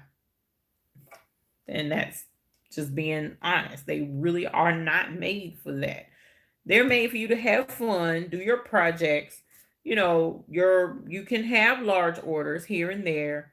I've seen people use those in a commercial environment and they've been able to. So say for instance they have a storefront where somebody may come in and they say, "Hey, I want to get this embroidered on my business shirts and I have 10 employees. Can you do this?" and they'll do the shirts right there in, in a couple of machines. They may have 2 or 3, and they'll run them. I've seen it done. Can it be done? Yes, it can be done, but those machines aren't built for that type of environment. You can use it in that environment, but I don't know how long it's gonna last. So that being the case, um, when it comes to oiling them, even the home multi-needle machine says oil at least 1 drop every day. Now, that machine does not recommend that I oil in more than one place. Why? It's not an industrial machine. Whereas the industrial machine, I have like 5 different places that I need to oil at least once a week, minimum once a week. And there's a couple of places where I should be oiling every day that I'm using it. I should use it, oil it every day. So the smaller machines, keeping that in mind, it is a home machine that's not meant to run hardcore like that. So that's why they can say, nah, you don't need to oil that machine. It's all right. Don't worry about it. Let it just run. And there are people who use it for extended periods of time and never, but then when things start, your stitches are not as smooth as they used to be, your needles change, you cleaned it out, and you just can't understand why you can't get the tension right. You're having to mess with the tension all the time. And the tension, like on this machine, the tension was getting lower and lower and lower, and it was just problem after problem after problem. Finally, take it in. What does he do? Oil it, clean it out first, oil it. I already changed the needle. He didn't even have to change the needle. I don't know what other little adjustment he did in there, and then give it back. And now all of a sudden the tension is back up on 4 and it's stitching like brand new out the shop. And now you telling me not to oil my machine. So it's been my experience, and this is coming from, folks who work on this type of equipment, that yes, oiling is a fundamental part of keeping your machine in tip top shape. Again, if you're not using it hardcore every single day on multiple projects, then no, you don't have to oil your machine. And again, like I said, if it's under warranty, follow your instruction manual. Um, but I do know that when it's in for its regular routine maintenance, part of what they do is oil it. So you can take that however you want to take it. So there's some folks who just don't like me because I talk about oiling these machines to maintain them. And one person even challenged me and said, okay, well, your sewing machine repair person will tell you to do that because they want you to break your machine so that you can bring it back. Well, I don't know what to tell you. I've had the same sewing machine repair person for the last, how long have I been in business? 5 years, 5 years, and he's been to my house 3 times to fix all my equipment, and my stuff is still running. So if he wanted me to break my equipment, then he probably shouldn't have told me to maintain my machine. So it's worked. So I haven't stopped. Clauderia. Hi Eve, do you know where I can find a sublimation vendor? And I apologize if I butchered your name. Sublimation vendor, I recommend dyetrans.com, like I said, because they will drop your prices to the next tier if you let them know we sent you. And they have such a huge range of sublimation products. So that's who I would recommend. Happy Scrappy 45. Hello, my dear. How are you? Welcome. Thank you for joining us. Marge, same here. Our CBD numbers are going up fairly quickly, so I get messages almost daily from folks who need a mask, and folks want custom masks too. EJ's daughter says same here, mask. Grant and Favor. Hey, Grant and Favor. Hi, Eve. You mentioned a digitizer last week that you use. Will you share that again, please? I did earlier, and I'll share it again as many times as I need to. It's jjdigitizing.com. So jjdigitizing.com. He's excellent. Excellent, excellent, excellent. I read the reviews on my Amazon purchases before buying too. Sometimes, even if, like I did the other day when I was in the store looking at a product, Home Depot, and I went on, no, I was at Lowe's that time, and I went on Amazon and looked up the reviews on that product before I bought it, and I'm so glad I did. The reviews were wonderful. I went on and bought it home, tried it, and it was just as awesome as the reviews said it was. So Yes, I do check reviews, irregardless or regardless of what I'm doing. Forever Blessed says, yes, Christian trained me last week and he was awesome and had lots of patience. I'm about to order the master hooping station. Is there a certain hoop I should get for the red line? It depends. If you do a lot of shirts, and a lot of designs that can be in the 5.5 by 5.5 range, I would say get that. Start with that one. Because that is an excellent hoop for doing shirts. But if you need bigger, like if you do a lot of, when I first got my Mighty hoops, I got the biggest hoop I could for the 6 needle at the time because I did a lot of blankets and I needed a quick way to hoop blankets. So I did the largest hoop. So a lot of it depends on what your main embroidery orders look like and how much space you need for those. That's the size I would suggest. Sierra Martin, can you use color embroidery thread as bobbin thread? Yes, you can. Even for projects that are like freestanding lace, you have to use your top thread as your bottom thread as well because your freestanding lace projects are the same top and bottom. So yes. Latasha, EEM Biloxi rep from one of the booths told me not to oil either. I have the PE 800. And again, like I said, I've caught flack from folks, but I know what has worked for me. I have yet to tear up an embroidery machine. Still have them, still running. And I don't oil the smaller machines every day, but my bigger machines, they say oil every day. So I oil them every day in those areas. But when I noticed a performance degrade in performance on my machines and I've changed the needle and it's cleaned out and it's functioning like it's supposed to, a drop of oil down in my bobbin race has not killed this machine yet.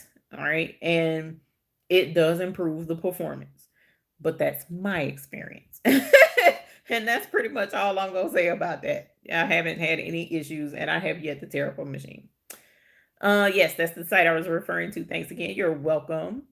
American Eagle says my machines are oiled every week, but the rotary hooks are done after 4 hours of use. Yes, you have commercial machines, and that's because we use them. Those commercial machines are run hardcore, and so you have to keep it oiled because that's a lot of heat, a lot of friction on those machines.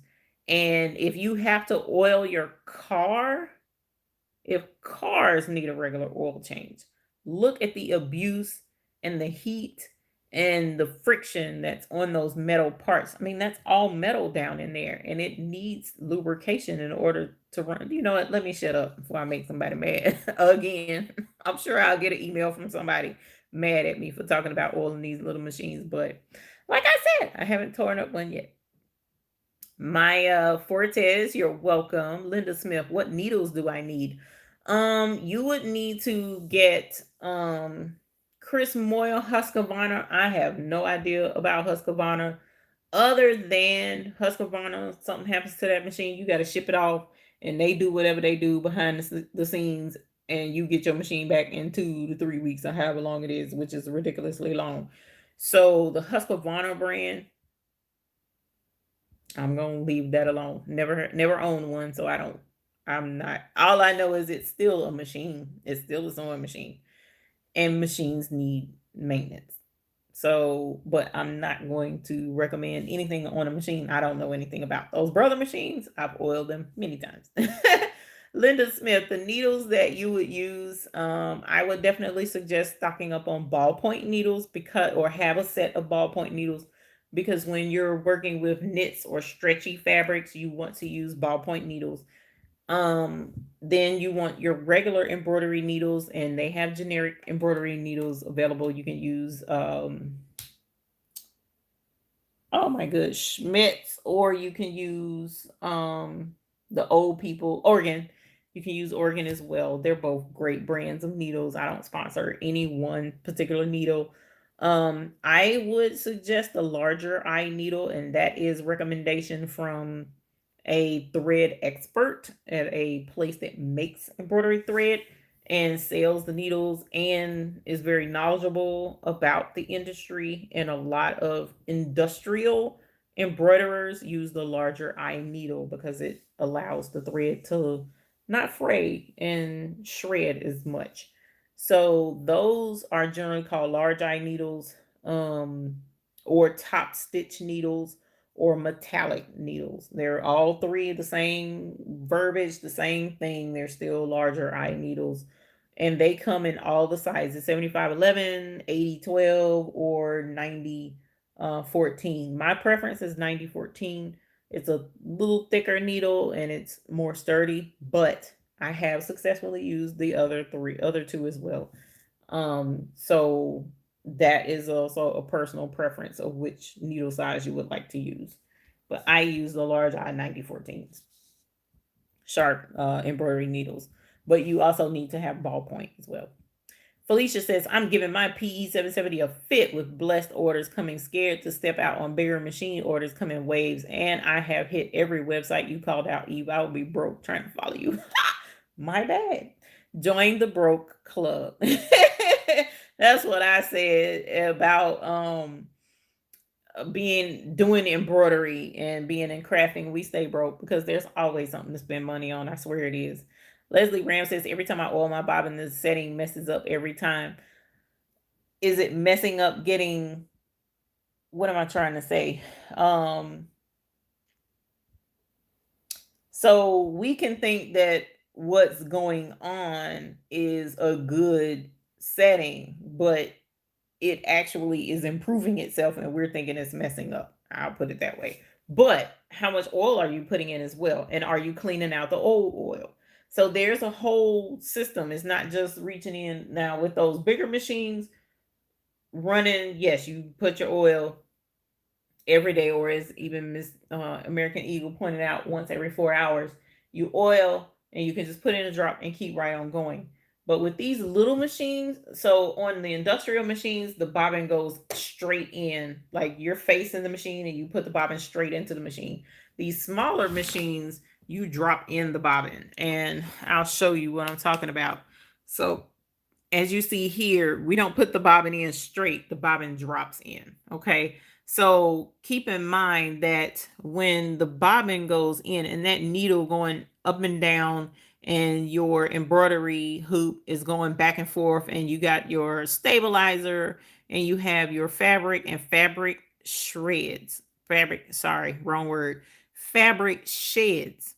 So all fabric sheds fibers. It's inevitable. It's going to happen. Even polyester type that don't really lint very much, they shed just a little teeny bit, but it's that cotton type fabric like towels, terry cloth towels, shirts, some of that other stuff that we embroider on, they shed. And the fabric and all of that lint and dust gets down in this machine. Oh, it don't look bad. Why did I turn the light on? I didn't even need to. I thought I did. So I'll show you. So this plate right here, it just slides off. Okay. Just put some pressure, downward pressure, and pull back, and it should come right off. And as you see, this throat plate, this is your throat plate of your machine where it usually shows your measurements on there. This throat plate is held in place by 2 screws. Okay. So when you really need to do a deep cleaning, if it ever comes down to it, like when you bird nest and your thread is all bunched up and jumbled down in there, sometimes there's 3 threads down in here that will throw off your tension and throw off your embroidery settings. So you may have to take this plate off. Just make sure you set the screws off to the side somewhere that won't roll off the table, so that you won't lose your screws. Okay. And you take that plate off. I don't have a screwdriver with me, so we're not going to do that right now. But here's your bobbin. Okay. This is the bobbin. And if you take this out, on this machine, this is a drop-in bobbin case. So this is your bobbin case right here. All right. And this is what holds your bobbin. And just like the metal one that sometimes you see on the front, this thing spins and it twists back and forth just like this to help catch those threads. Well, in the top, it twists like this, all right? And so this thing is spinning. I think I can unplug now. This bobbin case, this edge of it right here, right around this outer edge, this rim, spins on this little ledge right here. So you want this to have as little resistance as it can as it spins in this machine. And I'm going to see if I can't show you. So see how that thing is spinning around?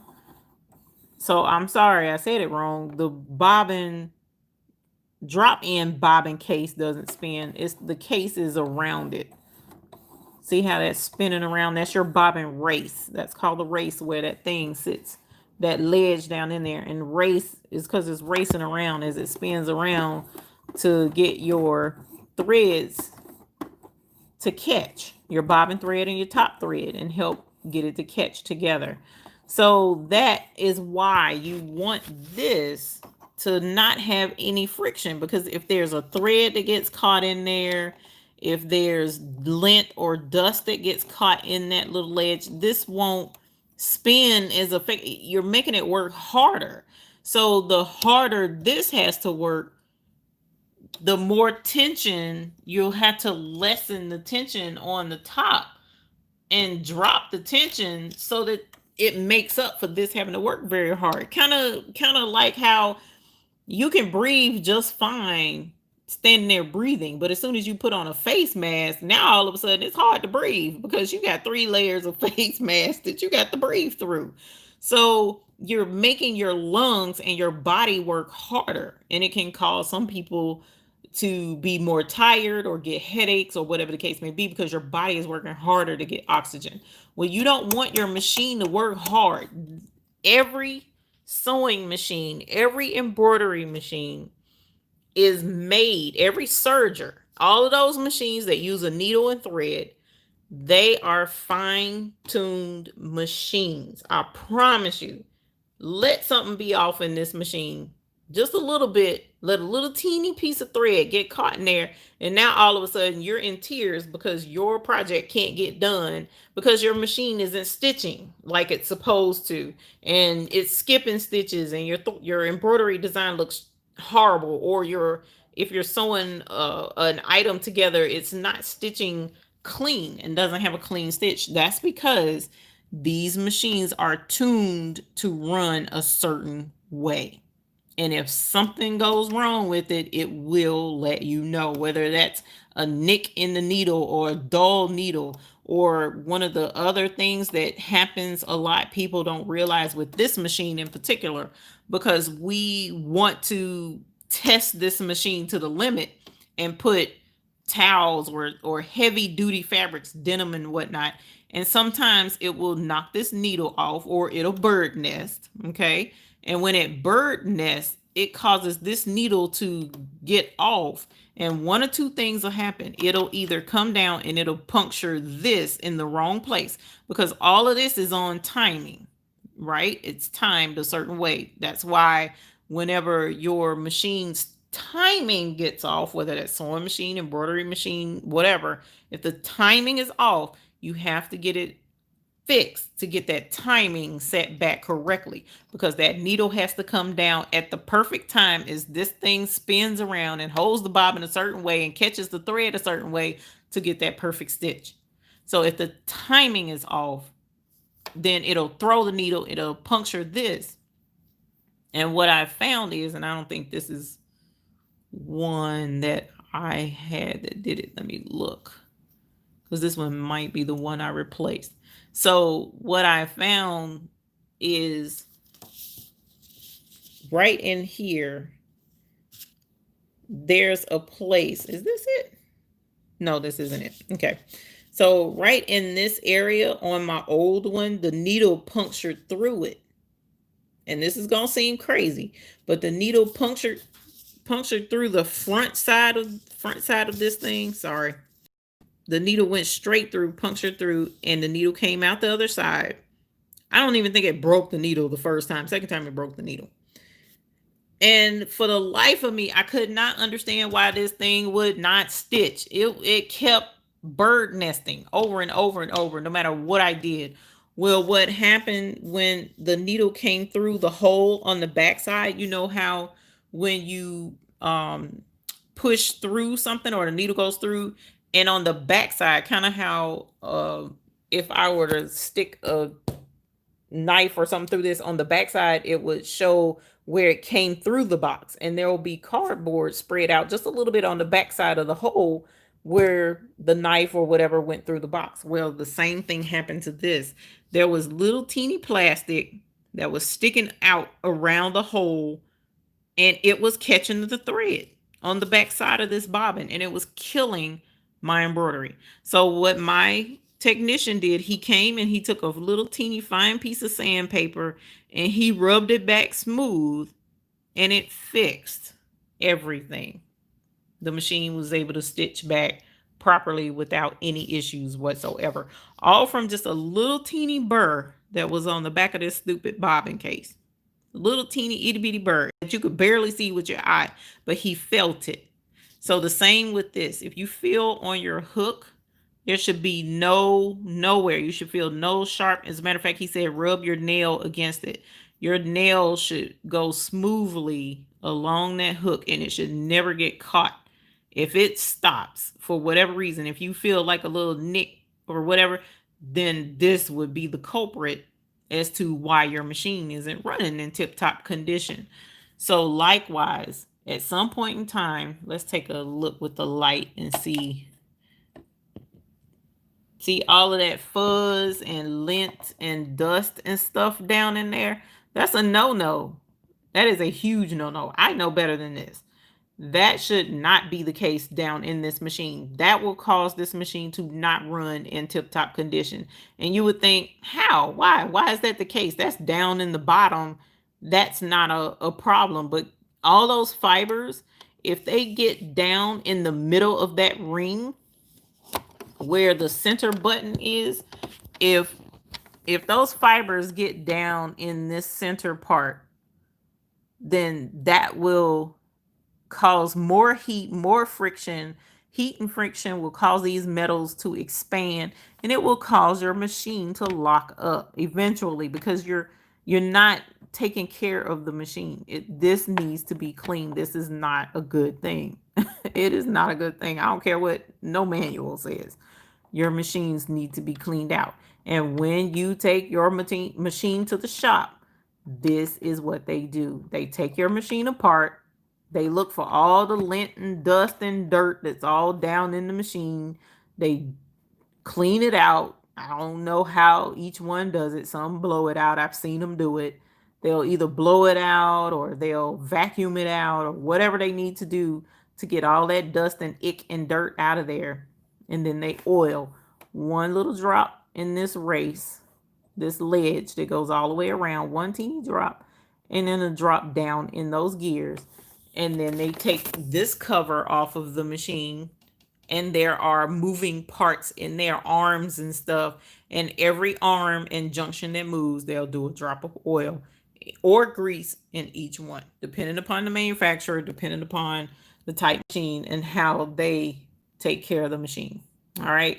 So your manual may say do not oil. And if that's the case, don't oil it. But you definitely don't want this mess down in the bottom of your machine. You definitely don't, because there's too much motion and friction going on in this machine. And that could be a fire hazard. Okay. Because all of that is flammable. That's all fabric. And fabric is flammable. So at any rate, you don't have to oil. You know, that's your choice. And that's you opening up your machine, which will also void your warranty, which is why I also said if it's under warranty, then don't do it. Definitely don't do it. Don't mess with your machine. You want to keep your warranty, yada, yada. But if it's not under warranty and you've had it a few years and you want to check that out, look and see what your machine looks like under this bobbin case.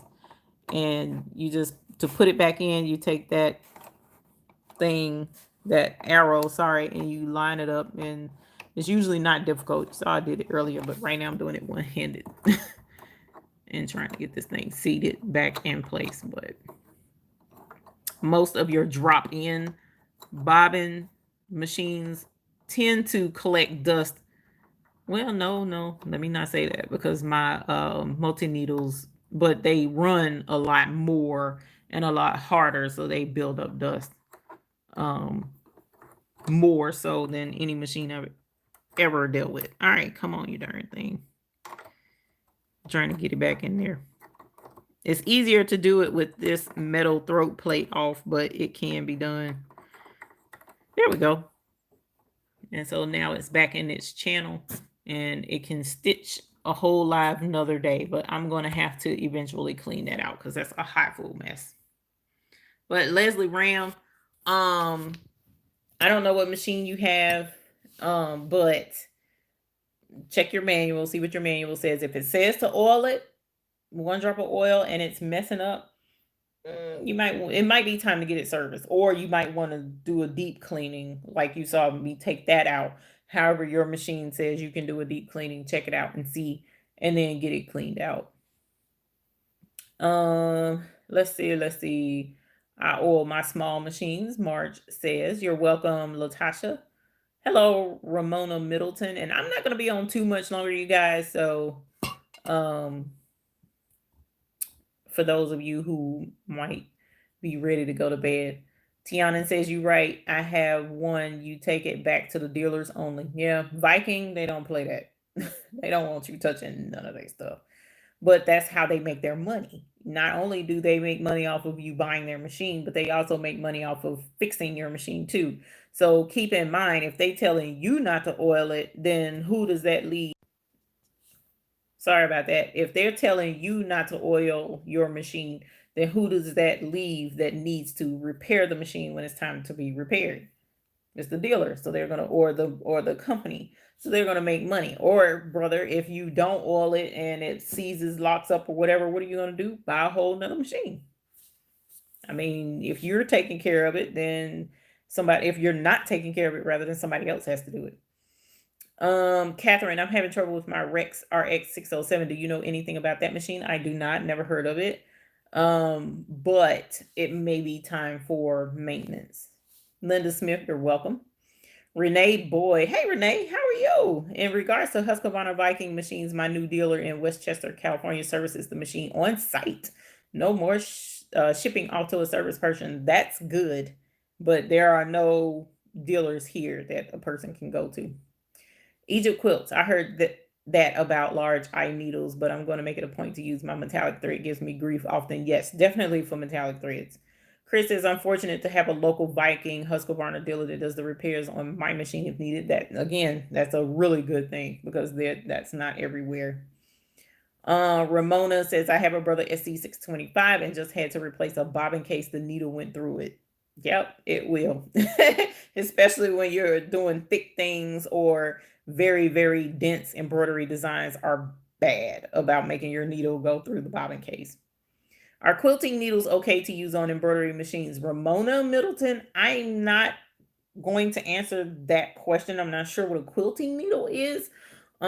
Usually with these, you definitely want to check your manual, but usually like with the brother machines, they use the home regular sewing embroidery, sewing machine needles that a regular sewing machine would use.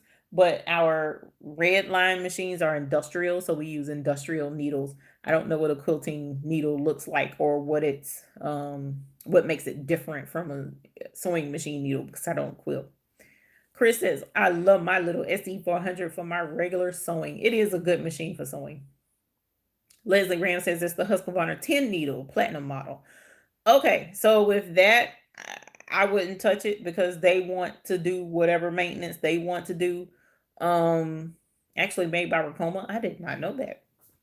But definitely check with what they say. If they say don't oil it and you're saying it's causing issues every time you oil it, then I wouldn't do it. I wouldn't do it.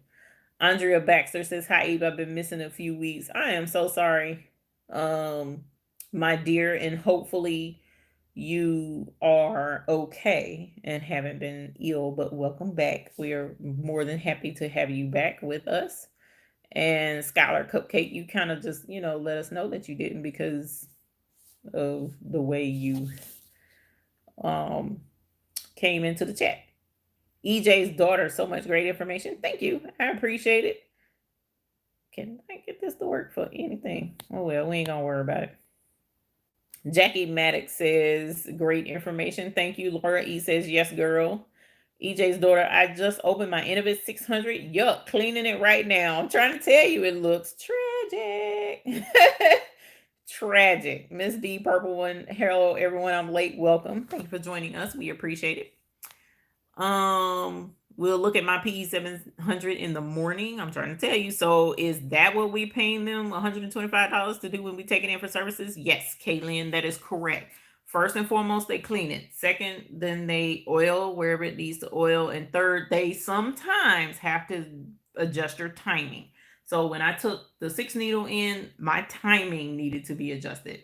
I can't do that. So yes, there are instances where you will need to set your timing on your machine. But well, I'm sorry, let me rephrase that. Well, you will have to have the timing set on your machine.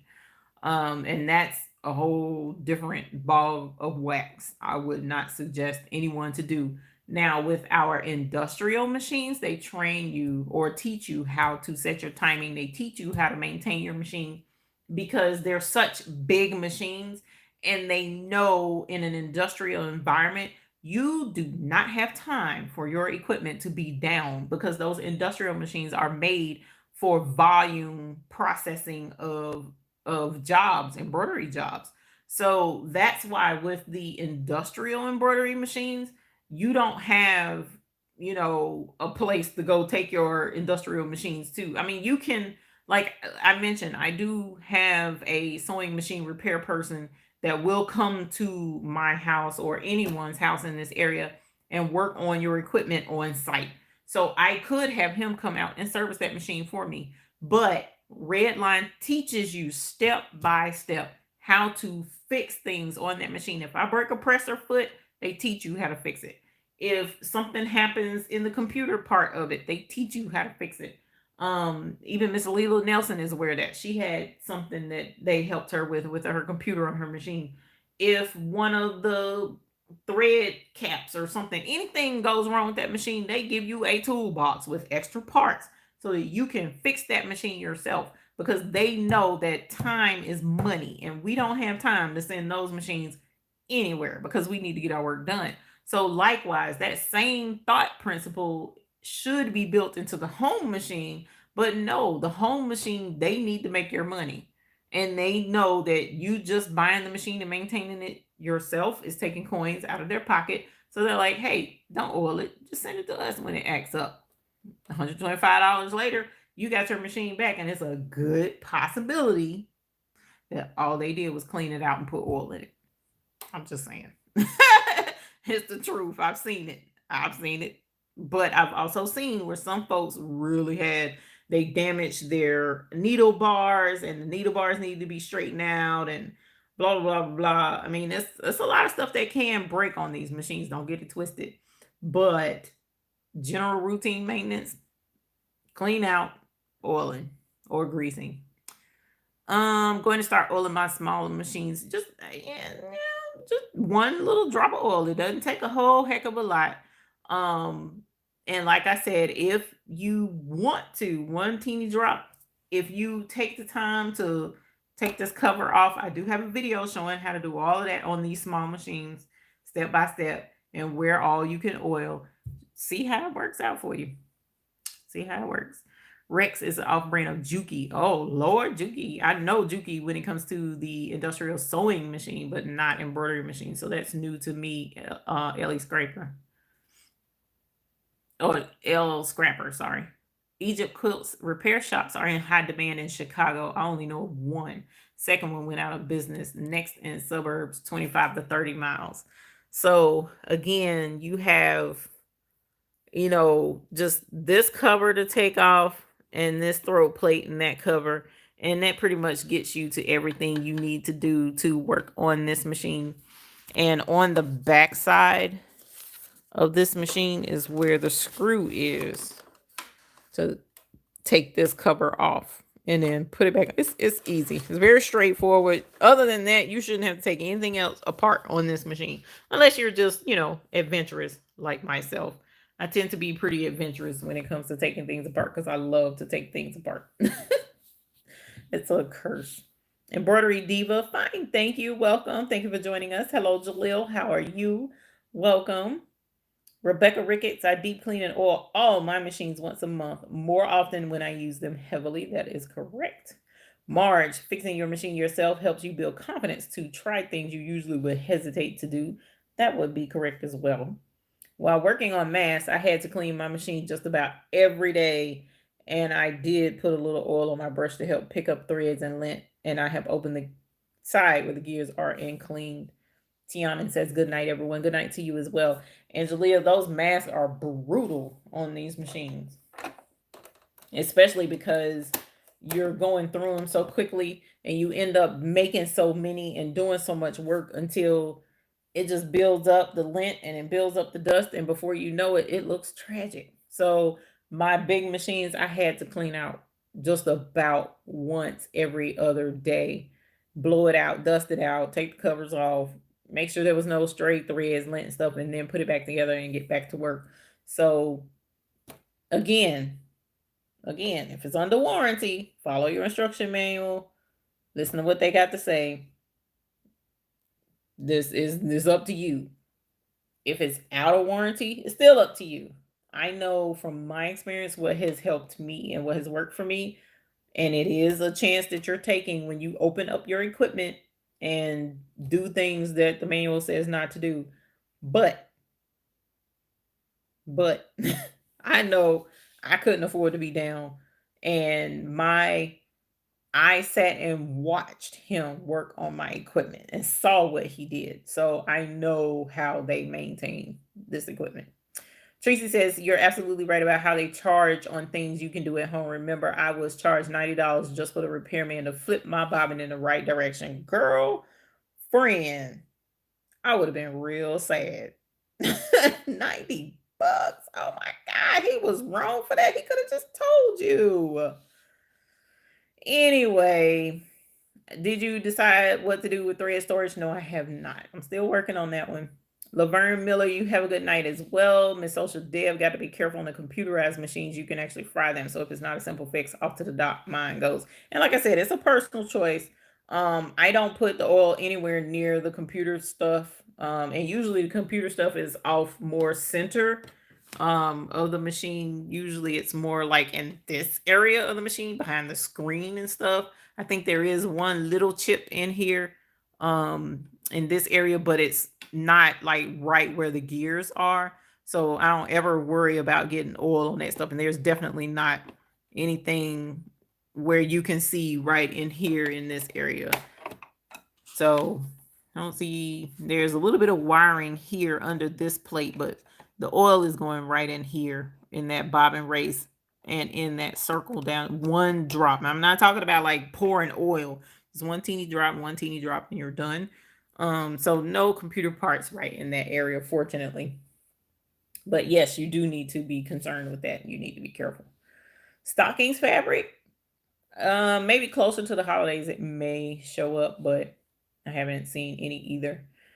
I really enjoyed tonight. My 10 needle has to be oiled every day when using. I never liked the PE 780, but will. Thank you. Girl, look at PE 780. Like I said, I'm trying to find me a 5x7 just to have one.